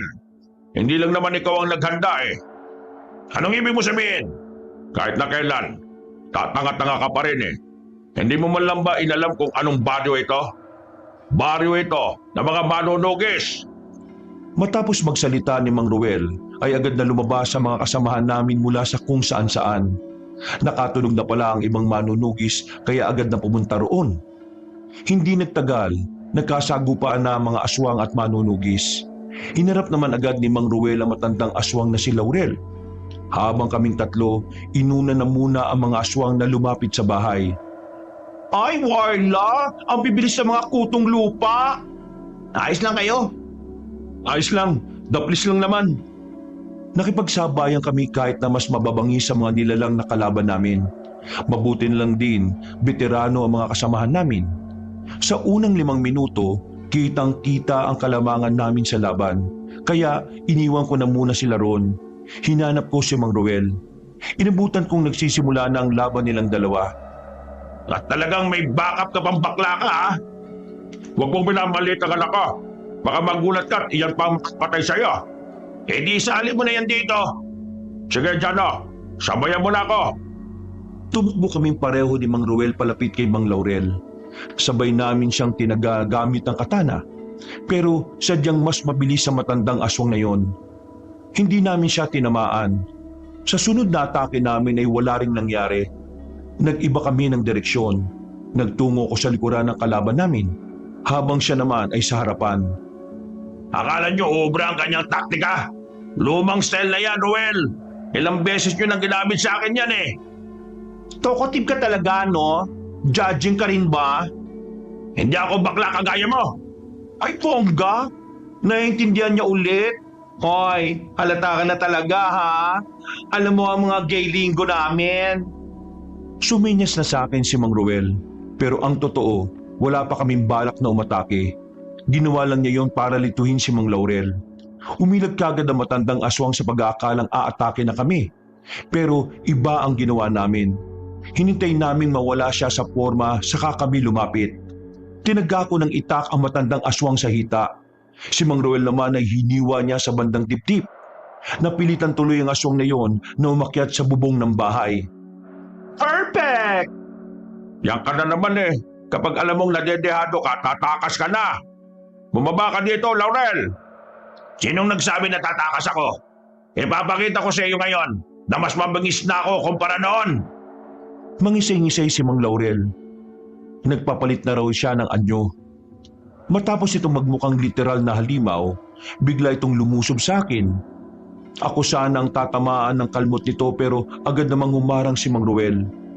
Napuruan siya sa dibdib, kaya dumistansya na muna kaming dalawa. Alam mo kung anong pagkakaiba ng tao sa aswang, Ruel? Ang kagaya mo, tumatanda, humihina. Ang mga kagaya ko, tumatanda at mas lalong lumalakas. Yun ang problema. Kupas na ang panahon mo, Ruel. Pero huwag ka mag-alala. Pamamatay ka ng bayani sa mata ng baklang anak mo. Naku, ang haba ng kalmot sa chest mo, tatay. Hindi na gumagana. Ang alin ang di na gumagana? Ang mutya ng panghilod. Ito yun. Ang mutya na nagbibigay na kakaibang lakas sa gagamit nito. Hindi na gumagana. Dinukot niya ang isang bato na kulay berde. Kasing laki lang yon ng buto ng pakwan. Ayon sa kanya, yun lang ang madalas niyang gamitin noong malakas-lakas pa ang katawan niya. Kinuha ko yun. Nagtaka naman siya kung bakit. Anong gagawin mo? Pakiramdam ko, kaya di mo siya mapagana kasi matanda ka na. Baka sa akin gumana kasi bata pa ako. Hoy! Anong pinag-uusapan niyo dyan? Manahimik! Father and son reunion, Tay! Noong mga sandaling yun, hindi ko alam kung bakit bigla ko nalang naisip na lunukin ang batong yun. Yun kasi ang unang pumasok sa utak ko. Kahit na hindi ko naman sigurado kung anong kalalabasan. Darna! Pero wala namang nangyari. Pinagtawanan pa ako ni Mang Laurel. Habang si Mang Ruel naman na tatay ko ay napanganga na lang. Pero hindi pa rin ako sumuko.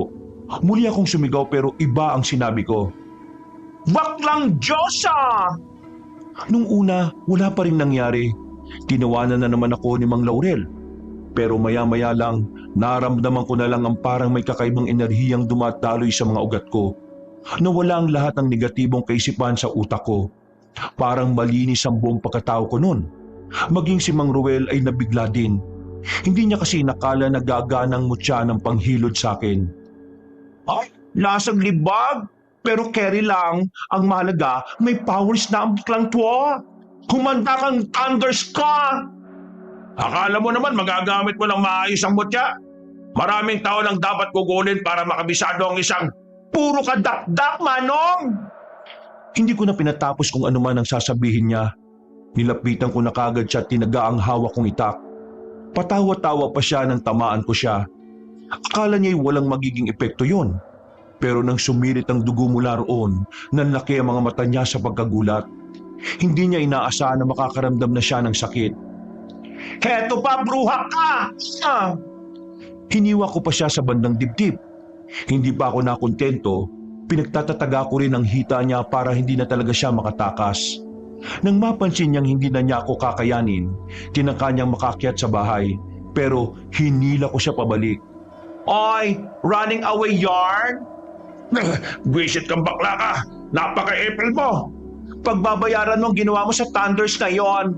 Deadpool ka sa akin. Inamba ko ang itak, bumwelo ako ng malayo. Tumakbo ako ng mabilis papunta sa kanya. Dahil sa kakaibang lakas at bilis na dinudulot ng mutya, hindi na niya ako nagawa pang pigilan. Naitara ko ang itak sa kanya. Binaon ko pa yun ng gusto para tumagos sa likuran niya. Ito ang bading na magbibigay sa iyo ng ending. Hinugot ko ang itak. Hinataw ko pa siya ng malakas sa liig para siguradong patay na siya. Pagbulagta niya ay mabilis siyang nalagutan ng hininga. Pinuntahan ko kagad si Mang Ruel at saka dinala sa mga manggagamot naming kasama. Naagapan naman ang malalim na sugat niya. Nalagyan ng paunang lunas at maayos na nalinis. Natalo namin ang mga aswang. Walang natira sa kanila kahit na isa. At sa amin naman ay wala ring nasawi. Pero marami ang sugatan. Kinaumagahan, nagising ang nanay ko. Dakdak siya ng dakdak. Inaaway niya ng inaaway si Mang Ruel. Pero pinabayaan na lang namin siyang makaalis. Total, wala na rin naman ang mga aswang. Umuwi siyang walang alam sa mga nangyari nung gabi. Habang buhay niyang iniisip na nabubuang si Mang Ruel dahil sa mga aswang. Isang linggo nakalipas. Hindi pa rin ako makapaniwala na ikaw yung magmamay-ari ng mutya. Talagang may pinagmanahan ka sa akin dahil hindi nahirapan ng mutya na bumagay sa katawan mo. Ngayon tapos na ang problema natin sa mga aswang. Pwede na ba kitang tawaging tatay? Abay, oo naman. Bakit naman hindi? Ang sarap ding matawag ng tatay ng isang anak na matagal nang hindi nakasama. Tay, maraming salamat kasi sa'yo ako nagmana at hindi kay nanay. At salamat kasi ikaw naging kamukha ko at hindi siya. Eh di sana, swangit din ako. Hoy, loko ka talaga. Pero paano ang nanay mo ngayon? Hindi na siya magbabago kahit na anong gawin natin. Ang mahalaga naman sa akin ngayon ay ikaw at ako. May anak ka na, may ama na rin ako. Niyakap ko na lang ng maigpit si tatay noon, Kabanong. Napawi ang pangungulila ko sa isang ama noon. At lahat ng pagmamahal na di naiparamdam sa akin ni nanay, siya ang nagbigay sa akin. Nagpatuloy ang buhay ko noon bilang isang bagong manunugis. Ako na ang nagmamay-ari ng mutya ng panghilod. Ang dalawa ko namang kaibigan, balik na rin sa normal na buhay nila. Pero palagi ko pa rin naman silang nakakasama sa mga mahalagang parte ng buhay ko. Kabanong, sadyang mapaglaro talaga ang tadhana kung iisipin. Minsan, yung taong matagal mo nang hinahanap ay nasa tabi mo lang pala. Napagtanto ko na kaya pala binigay sa akin ang masalimuot na buhay nung una ay dahil kasunod nun ay ang walang humpay na ginhawa. Maayos na ang buhay ko ngayon kasama ang tatay kong matanda na rin. Ako na ang nag-aalaga sa kanya. At kahit na dumating man ang araw na mamaalam na siya, masaya akong pakakawalan siya dahil kahit na papaano, naranasan kong magkaroon ng isang ama. Wakas!